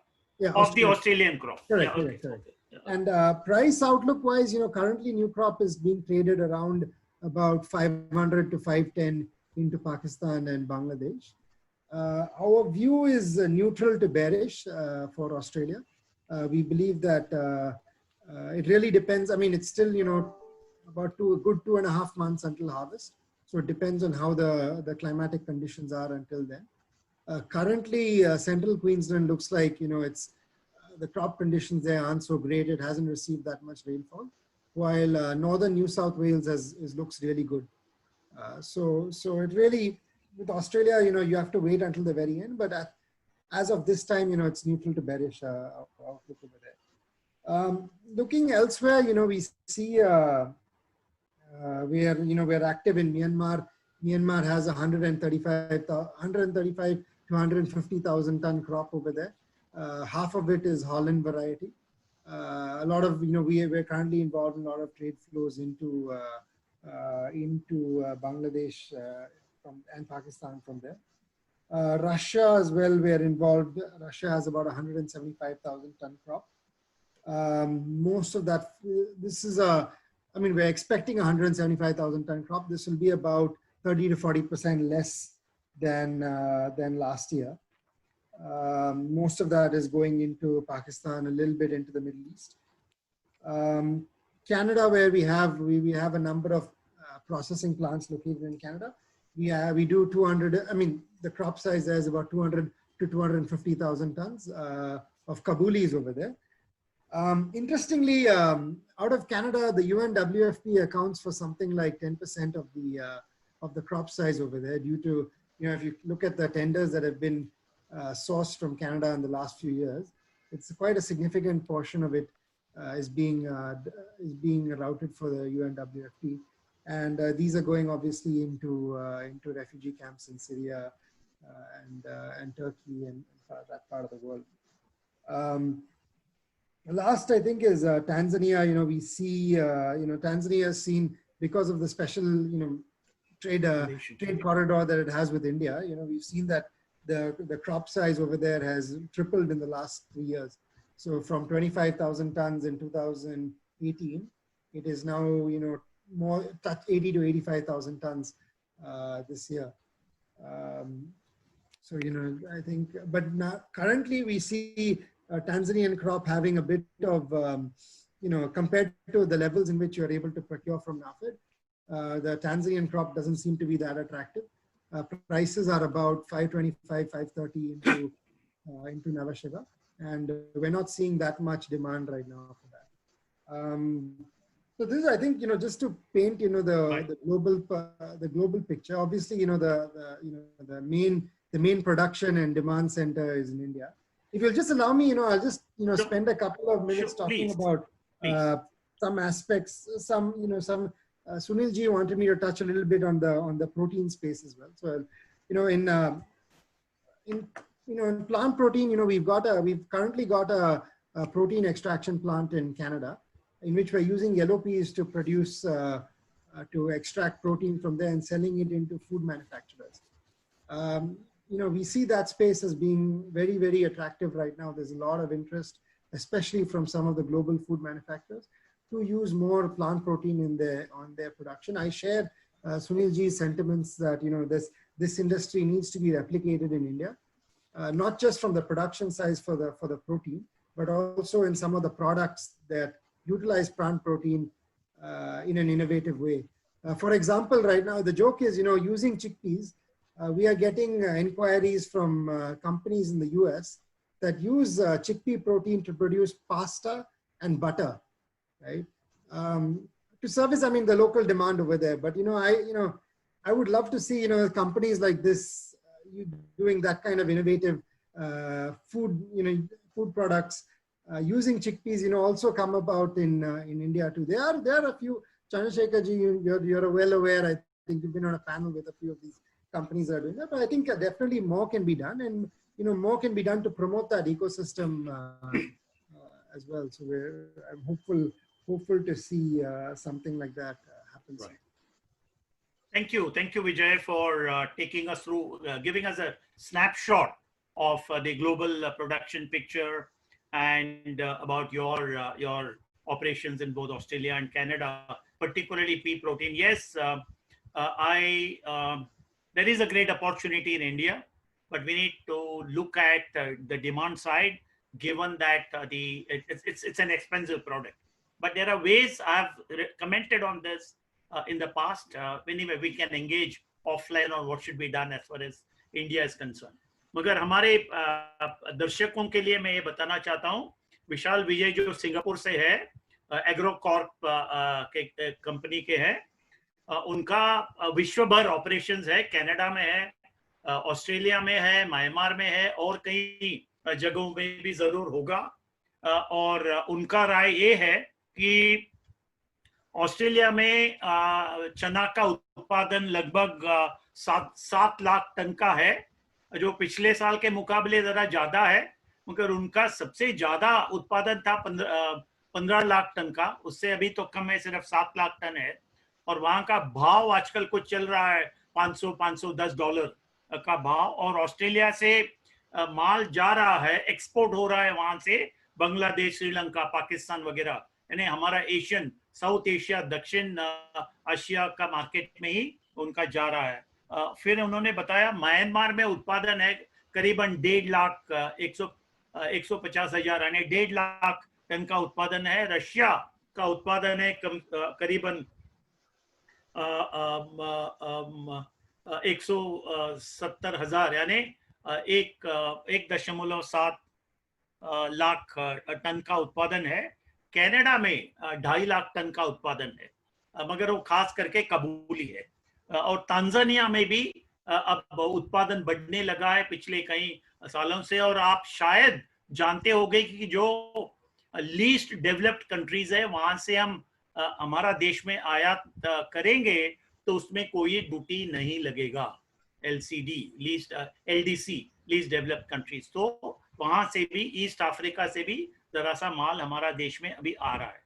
और फिर इन्होंने बताया कि yellow P से जो protein extract करते हैं, उसका इनका एक फैक्ट्री है वहां कनाडा में, जो पीला वटाना से प्रोटीन निकालते हैं, उसका मार्केट विश्व भर अभी बढ़ रहा है, खास करके विकसित देशों में इसका डिमांड है। मगर अभी हमारा जैसे इमर्जिंग मार्केट, डेवलपिंग नेशंस, विकासशील देश जो है, उसमें भी बढ़ने का संभावना है, जिसके बारे में हमें जरा रिसर्च करना पड़ेगा। हमारे यहाँ कॉस्ट ऑफ प्रोडक्शन क्या रहेगा, क्या हमारा पास सही इसका रॉ मटेरियल है, क्या डिमांड रहेगा इसमें, इसके बारे में चर्चा करना पड़ेगा। मगर महत्वपूर्ण बात यह है कि भारत में फूड प्रोसेसिंग इंडस्ट्री में हम फॉरेन डायरेक्ट इन्वेस्टमेंट ला सकते हैं। और ये जो foreign direct investment food processing industry में 100% allowed on the automatic route, यानी कि सरकार से कोई क्लियरेंसेस वगैरह नहीं चाहिए, ऑटोमेटिकली फूड प्रोसेसिंग में जो भी विदेशी पूंजी निवेश होता है वो ऑटोमेटिकली 100% हो जाता है। तो इनका ग्लोबल ऑपरेशन है। तो thank you very much Vishal once again. तो अभी हमारा panel I would like to just tell you that there are a couple of people who want to ask live questions. अगर आप that we will, तो please tell us, okay? समझ गया। I just want to go one more round to all the panelists. Some of them मैं उनको price outlook पूछने वाला हूँ। पहले आपने बताया होगा तो वे दोबारा बताइए, आपका क्या राय है? हर एक panelist except NAFED is exempt. तो starting with चेतन जैन, अभी हम है 7 अगस्त, राइट? 15 अक्टूबर को क्या लगता है आपको चना का क्या भाव रहेगा? और 15 जनवरी को क्या भाव रहेगा। 15 जनवरी तक तो बुवाई अभी हुई होगी अगला सीजन के लिए, मगर माल काफी टाइट हो जाएगा तभी सप्लाई, क्योंकि खपत है आगे 6 महीने के लिए। तो आपका हर एक पैनलिस्ट हमें बताए, दर्शकों के लिए बताए, आपका क्या राय है कि 15 अगस्त तक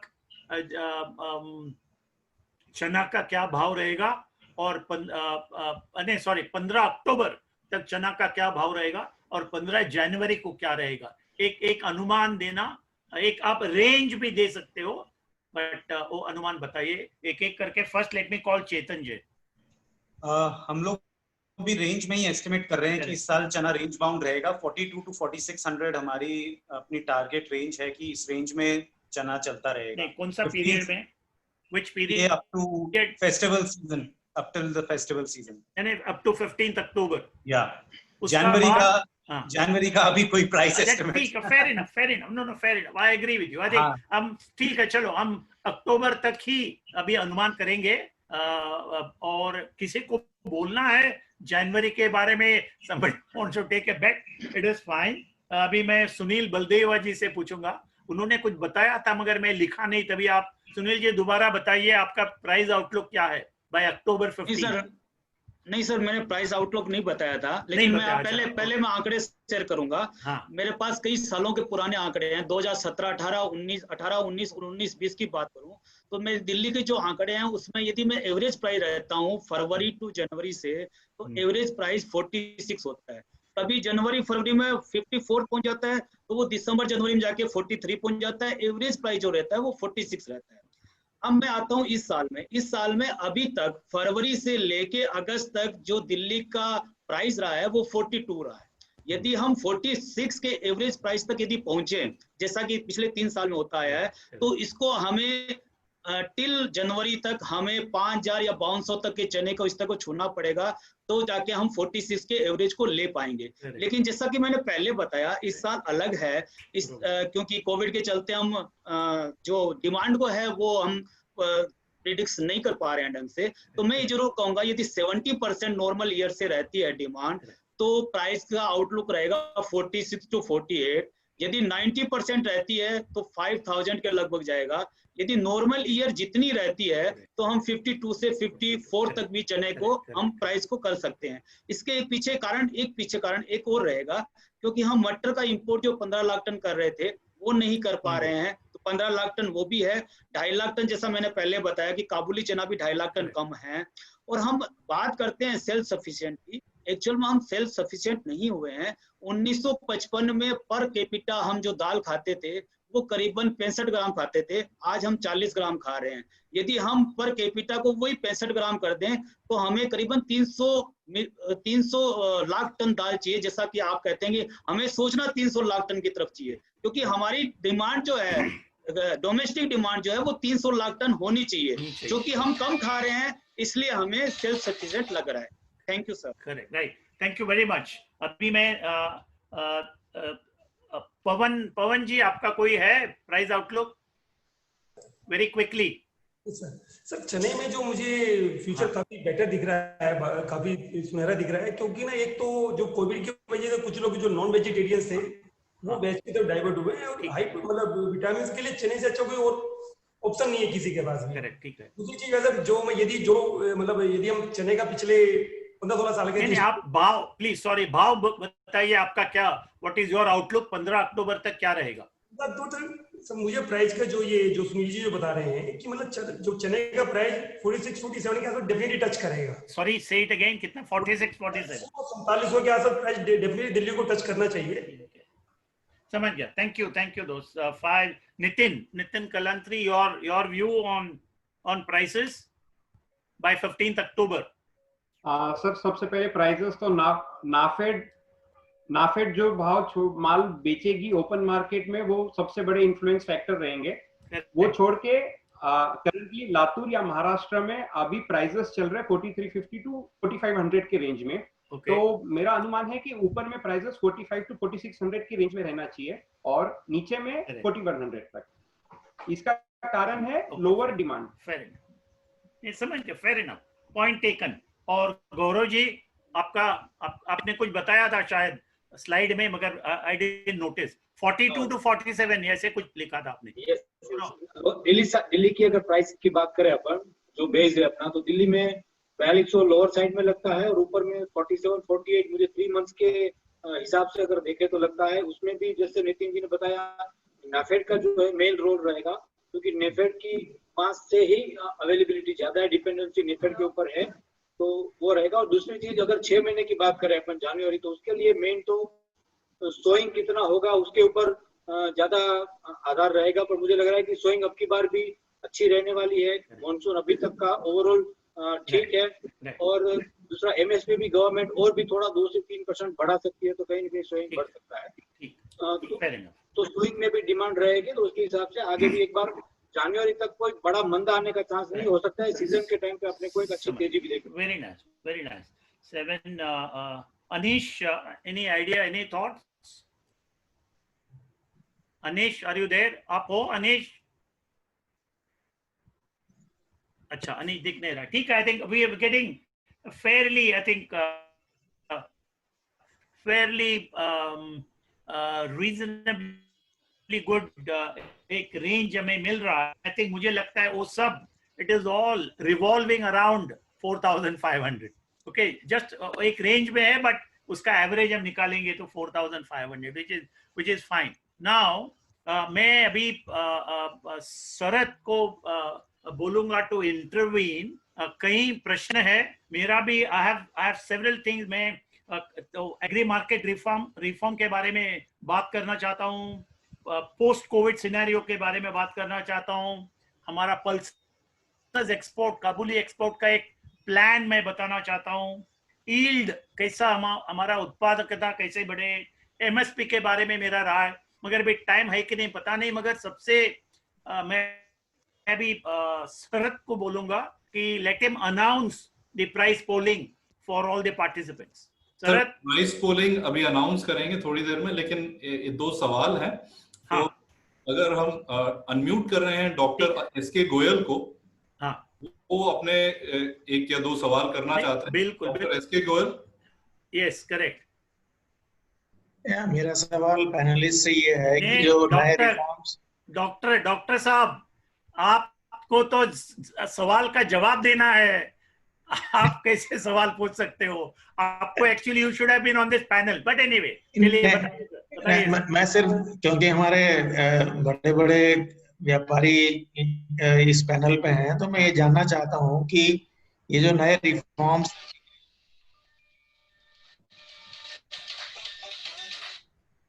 हाँ जी, I have lost you Goyal sahab. Hello hello, पाएंगे नए रिफॉर्म्स को देखते हुए? और यदि गोयल साहब, I have lost you, we can't hear. So I'll read out the question on his behalf. Yeah, please.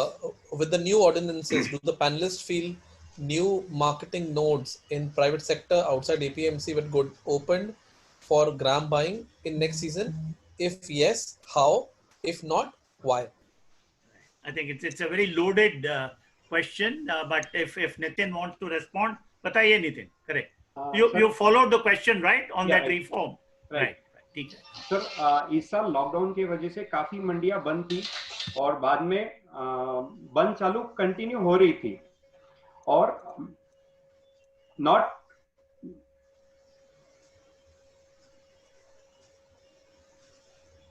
Carry on please.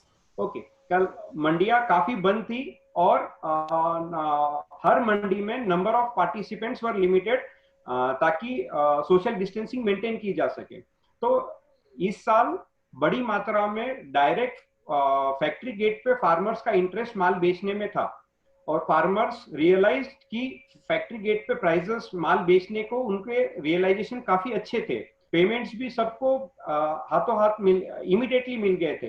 तो फार्मर्स वर वेरी हैप्पी, और जितने फार्मर्स ने फैक्ट्री गेट पे माल बेचा सबका यही व्यू था कि नेक्स्ट ईयर भी वो फैक्ट्री गेट पे माल बेचेंगे।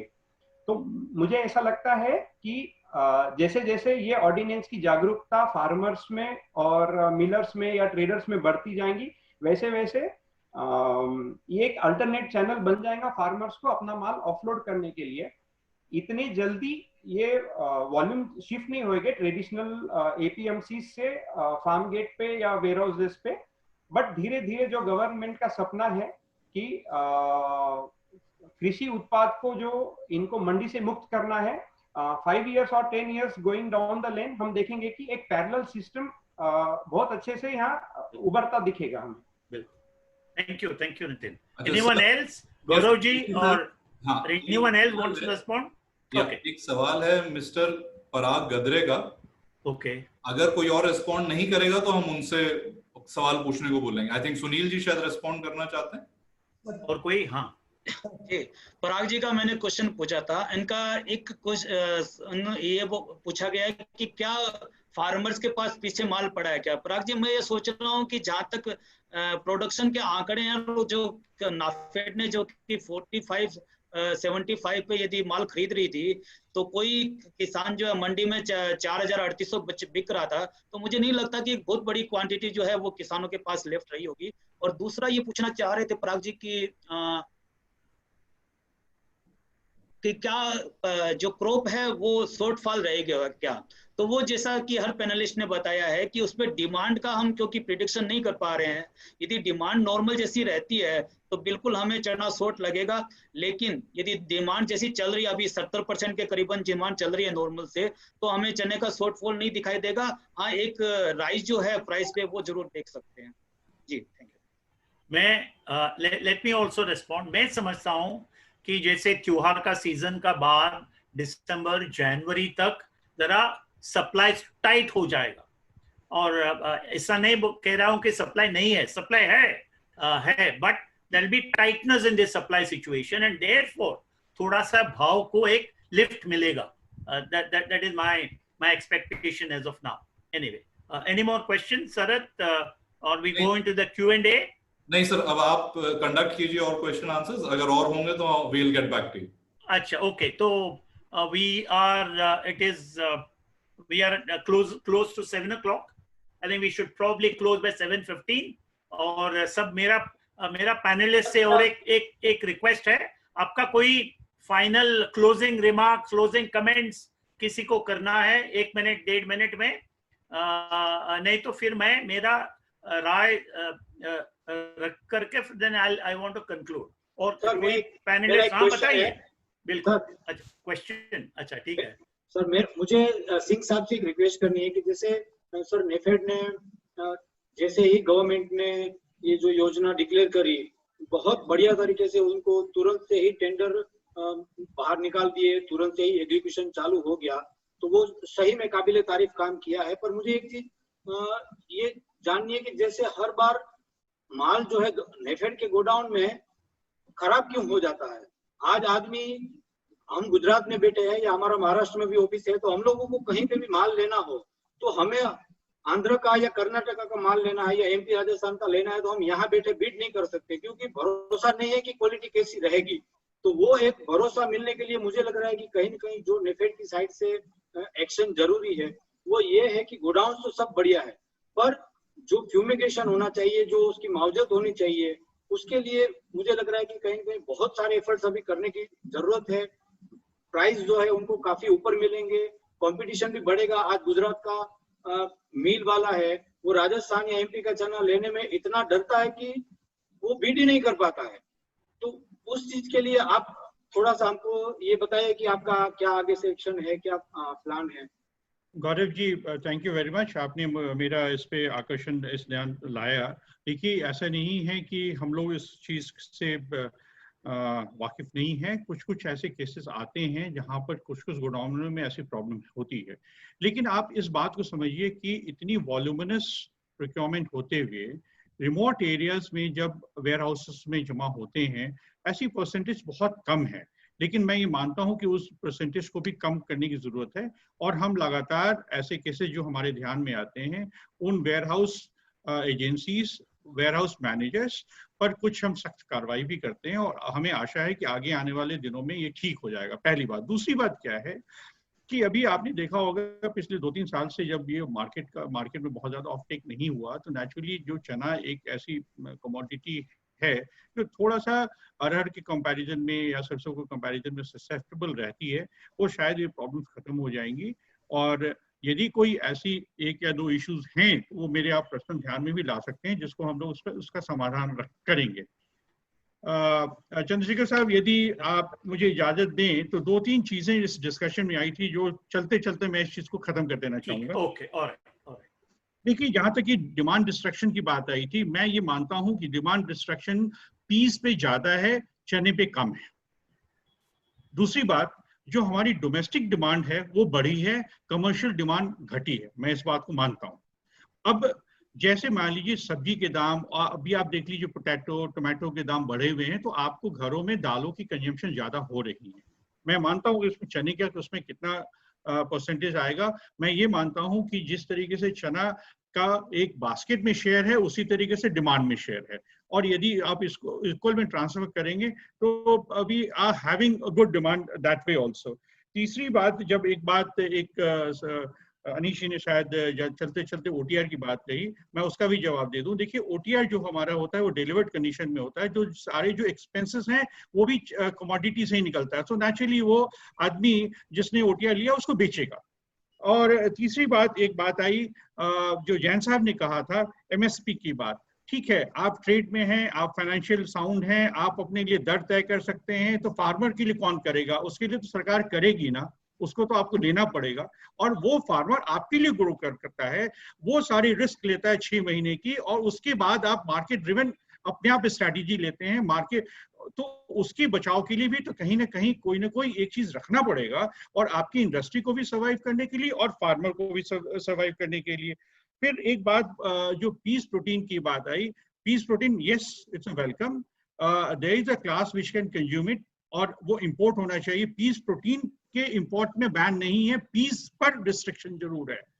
तो आप इंपोर्ट कीजिए, वहां पर आपके पास फैसिलिटीज हैं, रॉ मटेरियल है, let it come in India, let it address the protein deficiency here.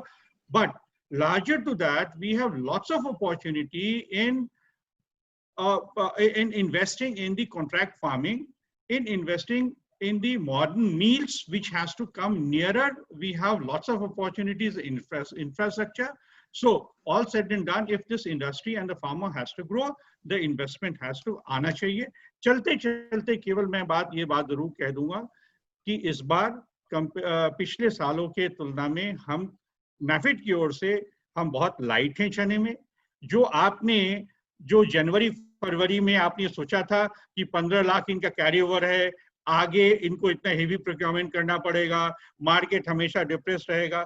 Thankfully, we have done double service, one to the farmer, one to the poor consumer, and I hope यदि ये scheme आगे लागू रहती है तो आप ये imagine कर लीजिए 2.5 मिलियन मेट्रिक टन का चना होल का डिमांड एक आप इस देश में सबसे सुगम, सबसे अच्छी तरीके से आप देंगे, और इससे जो गरीब लोग हैं उनकी न्यूट्रिशन डेफिशिएंसी पूरी होगी।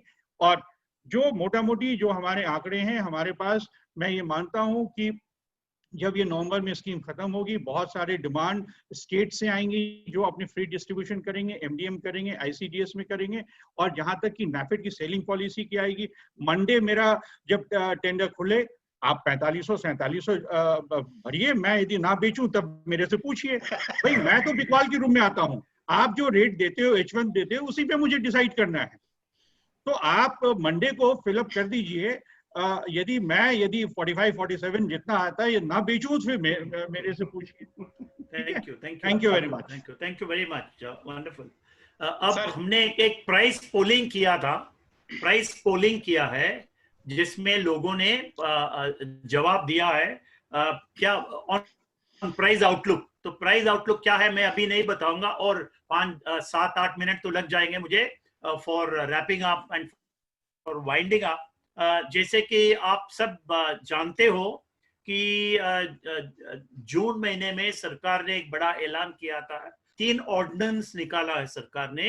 एक है amendment to essential commodities act, जिसके अंतर्गत चावल, गेहूं, दलहन, तिलहन, खाद्य तेल, ये सब एसेंशियल कमोडिटीज एक्ट का बार है। तो इस एसेंशियल कमोडिटीज एक्ट के वजह से व्यापारी गण डरते थे स्टॉक बिल्डिंग के लिए, काफी उनको एक डर महसूस करते थे, क्योंकि हम सब जानते हैं 2015-16 में क्या हुआ दाल क्षेत्र में। तो वो जो डर है अभी वो डर निकल गया है, क्योंकि दलहन तिलहन वगैरह सब अनाज बाहर है outside the essential commodities act. तो एक बड़ा महत्वपूर्ण एक डेवलपमेंट है, जिसके वजह से अब प्रोसेसर हो या एक्सपोर्टर हो या ट्रेडर हो या कोई भी जो स्टेक होल्डर है इस सेक्टर में दलहन में स्टॉक बना सकता है। You can build inventory and take trading position. इसका एक प्रेडिक्टेबिलिटी ऐसा नहीं है कि पूरा छूट दिया गया है। अभी समझो एक कोई सूखा पड़ गया या बहुत बड़ा एक उछाल आ गया मार्केट में भाव में, तभी सरकार लागू करेगी। इसके बारे में भी मैं काफी बात किया और लिखा हूं। But this is a good development so that trade के लिए, व्यापारियों के लिए एक काफी महत्वपूर्ण एक पॉलिसी डिसीजन सरकार ने लिया है। इसके वजह से किसानों के लिए उनका जो क्रॉप मार्केटिंग है, मार्केटेबिलिटी ऑफ द क्रॉप जो कहते हैं, वो बढ़ जाएगा। बहुत अच्छा है। दूसरा है कॉन्ट्रैक्ट फार्मिंग। प्राइवेट सेक्टर के कंपनीज और individuals, corporate houses, processors, aggregators, exporters, इनको किसानों का साथ एक कॉन्ट्रैक्ट कर सकते हैं और एक कॉन्ट्रैक्ट रजिस्टर होगा। स्टेट डिस्ट्रिक्ट एडमिनिस्ट्रेशन एक थर्ड पार्टी होगा इसमें। और ये भी एक बड़ा मौका है, क्योंकि जब आप किसानों का साथ काम करोगे और खास करके फार्मर प्रोड्यूसर कंपनी का साथ आप करार करोगे, कॉन्ट्रैक्ट करोगे, तो आपको जो क्वालिटी चाहिए, जो क्वांटिटी चाहिए, वो मिलने का संभावना है। तो आपको एक पार्टनरशिप में काम करना पड़ेगा किसानों का साथ, which is very good and there are ways। इसका भाव, prices, how to decide the prices वगैरह, काफी इसके बारे में हम बात कर सकते हैं, मगर अभी टाइम नहीं है उसके लिए। तीसरा है प्राइवेट मार्केट्स। इतना साल अभी 7,000 से ज्यादा एपीएमसी मार्केट्स और सब मार्केट है हमारा देश में। अब एक नया कानून है जिसके वजह से प्राइवेट मार्केट्स भी आ गया है। कोई भी एक प्राइवेट मार्केट शुरू कर सकता है। फैक्ट्री प्रीमिसेस हो या गोदाम हो, warehouses, silo, cold chain, वो एक प्राइवेट मार्केट हो सकता है। और सरकार इलेक्ट्रॉनिक ट्रेडिंग को बढ़ावा देने में बढ़ावा दे रही है। Therefore, these are अभी एपीएमसी मार्केट के लिए कंपटीशन, काफी हेल्दी कंपटीशन मैं महसूस करता हूं कि आ जाएगा प्राइवेट सेक्टर के ओर से। कई लोग कहते हैं कि अरे एपीएमसी तो अभी बंद हो गया, खत्म हो गया, अभी इसका कुछ भविष्य है ही नहीं। मैं नहीं मानता हूँ, एपीएमसी के लिए भविष्य है। एपीएमसी अभी क्या बोल सुधरने लगेगा। जो एपीएमसी कमिटीज पॉलिटिसाइज्ड है, इट विल बिकम नाउ डीपॉलिटिसाइज्ड, और उनका अंदर उनका क्षमता बढ़ेगा, उनका एफिशिएंसी बढ़ने का संभावना है, और APMC will become more user friendly.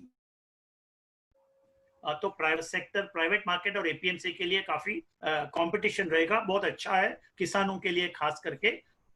और मैं ये भी मानता हूं, हो सकता है कि कहीं एपीएमसी मार्केट को राज्य सरकार प्राइवेटाइज भी कर सकते हैं, और करना भी चाहिए। तो कहीं मार्केट प्राइवेटाइज किया तो for the private sector they can take over and run, क्योंकि एपीएमसी का पास काफी इंफ्रास्ट्रक्चर है, जमीन है, एक सिस्टम्स एंड प्रोसेसेस है, तो उसमें वी कैन बिल्ड एफिशिएंसीज। तो ऐसे 3 बड़े ऐलान सरकार ने किया है, 3 बड़े कायदे आए हैं, which is very very positive. Pulses export, Sunil Baldeva ने बताया लगता है मुझे, और कोई, कि हमारा जो काबुली एक्सपोर्ट है बढ़ना चाहिए, 2-2.5 लाख टन में रुक गया है। इसका एक सुझाव मैंने सरकार को दिया है, हमारा अखबार में, पेपर में, हिंदू बिजनेस टाइम में लिखा भी हूँ। हमारा बांग्लादेश का साथ we have a bilateral trade relationship, Sri Lanka का साथ ट्रेड रिलेशनशिप है। क्यों नहीं भारत सरकार हमारा वाणिज्य मंत्रालय should talk to Bangladesh, should talk to Sri Lanka, और हमारे यहाँ से हम उनको एक्सपोर्ट कर सकते हैं. It has to be a government to government deal, या एटलीस्ट सरकार अपना जो बायलैटरल ट्रेड एग्रीमेंट है उसका आधार पर एक्सपोर्ट के लिए प्रयास करना चाहिए. आई एम सॉरी टू से प्रयास हो नहीं रहा है, पिछले 2 साल से नहीं हुआ है, मगर अब तो होना चाहिए. तो मैं समझता हूँ जरूर हमारा दलहन का एक्सपोर्ट और खास करके कबूली का एक्सपोर्ट में जरा बढ़ोतरी हम जरूर देख सकते हैं. MSP मिनिमम सपोर्ट प्राइस, ये जो है सरकार इसका घोषणा करती है हर साल किसानों के लिए, मगर मैंने इसके बारे में भी लिखा है, मेरा राय दिया है सरकार को कि जो MSP जब तय करते हैं तो उनको उत्पादन, डिमांड, सप्लाई, ग्लोबल मार्केट, वो सबके ओर ध्यान दे करके ही करना है.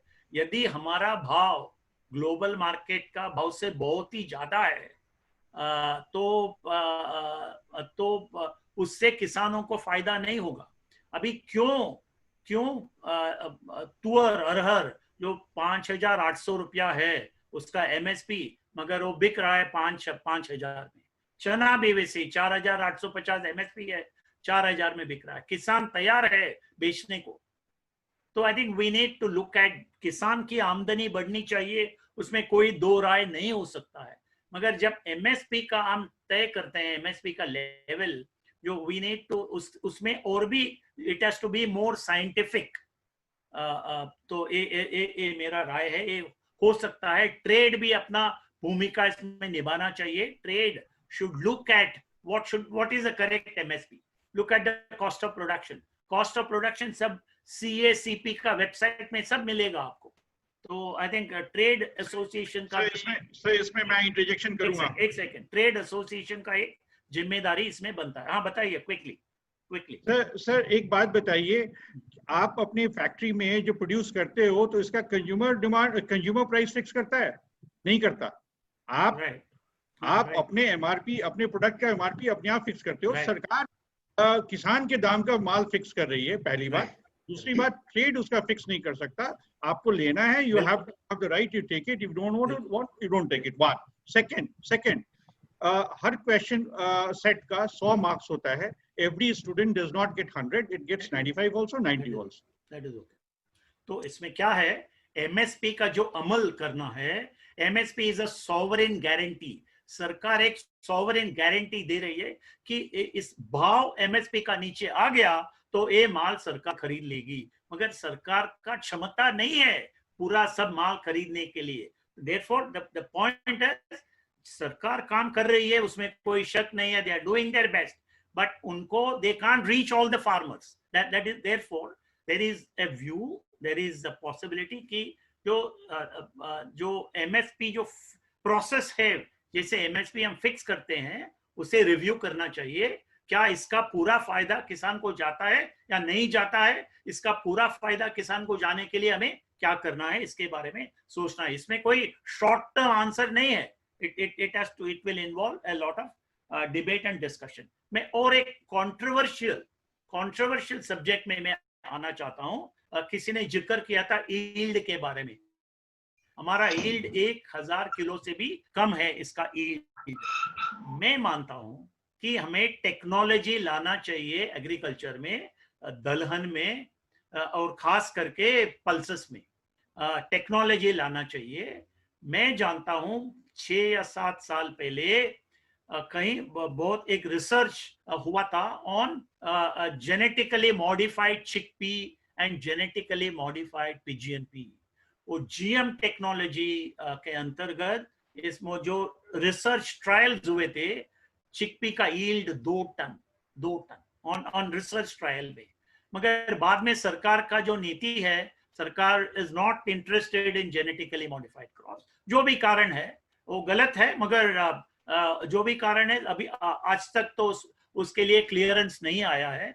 मगर जैसे हमारा एग्रीकल्चर में, कृषि क्षेत्र में टेक्नोलॉजी आएगा, information technology, biotechnology, satellite technology, nano technology, nuclear agriculture technology, drone, artificial intelligence, blockchain, ये सब आना चाहिए हमारे यहाँ टेक्नोलॉजी, तभी ही हमारा उत्पादन बढ़ेगा, उत्पादकता बढ़ेगा, डिमांड को भी हम बढ़ावा दे सकते हैं। देयरफॉर हमारा agriculture should become now technology driven.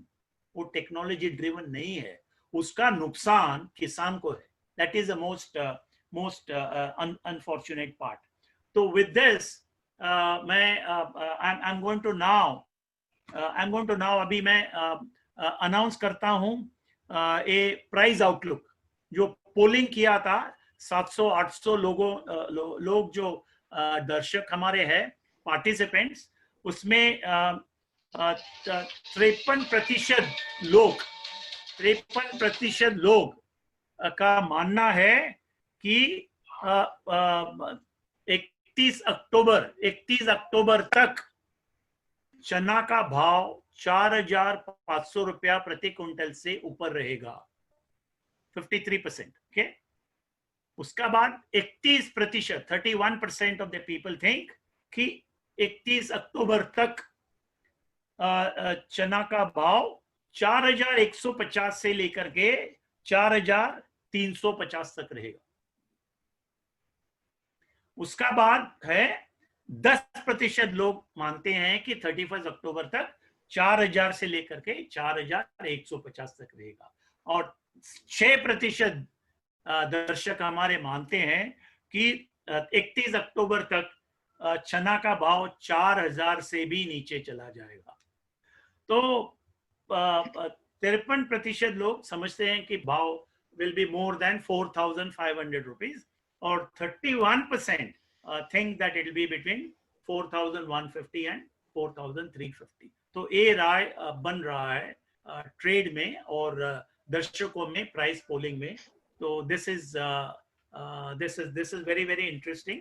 और जैसे कि हमने बात की, जैसे डिमांड बढ़ता है, जैसे हमारा खपत बढ़ता है और बढ़ना भी चाहिए, और जैसे लॉकडाउन खुल जाता है तो I am sure there will be a boost, ना सिर्फ दलहन के लिए नहीं है, for a large number of commodities there'll be a boost in demand in this country, which is very very positive.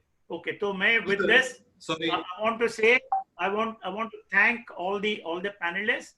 Thank you very much. Gujarat, take over. Yes sir, मैं request करूंगा हमारे को-फाउंडर और MD जो हैं के अमित मुंडावाला जी, वो एक vote of thanks है। Amit ji, over to you. या मैं आए हुए सभी पार्टिसिपेंट्स का तहे दिल से शुक्रिया अदा कर रहा हूँ कि हमारे इतने शॉर्ट नोटिस पे वेबिनार कॉल करने के बाद भी बड़ी भारी मात्रा के अंदर में आज इतने पार्टिसिपेंट्स ने आके चने के ऊपर, वेबिनार के ऊपर सब चर्चा सुनी है। और इसके मैं मानता हूँ कि ये पूरी इंडस्ट्री को इससे बहुत ज़्यादा फायदा होगा। और हमारे एस्टीम पैनलिस्ट जो हमेशा हमारे लिए सहयोग के लिए तैयार रहते हैं, हाँ हमारे मॉडरेटर जीसी चंद्रशेखर साहब, एसके सिंह साहब और बाकी सभी पैनलिस्ट इंडस्ट्री के जो हमारे साथी हैं, जो हमारे साथ हमेशा साथ रह के सहयोग प्रदान करते रहे, तो मैं बहुत बहुत धन्यवाद करता हूँ आप सब लोगों का। और इस आगे भी भविष्य के अंदर भी हम अभी और भी टॉपिक्स के ऊपर में वेबिनार अनाउंस करेंगे। मूंग के ऊपर, उड़द के ऊपर और ग्राउंडनट के ऊपर हम भी और लेके आ रहे हैं। अगले हफ्ते के अंदर हम और प्लान करेंगे। इसके साथ साथ में ही मैं आप सभी का तहे दिल से शुक्रिया अदा करता हूँ। Thank you.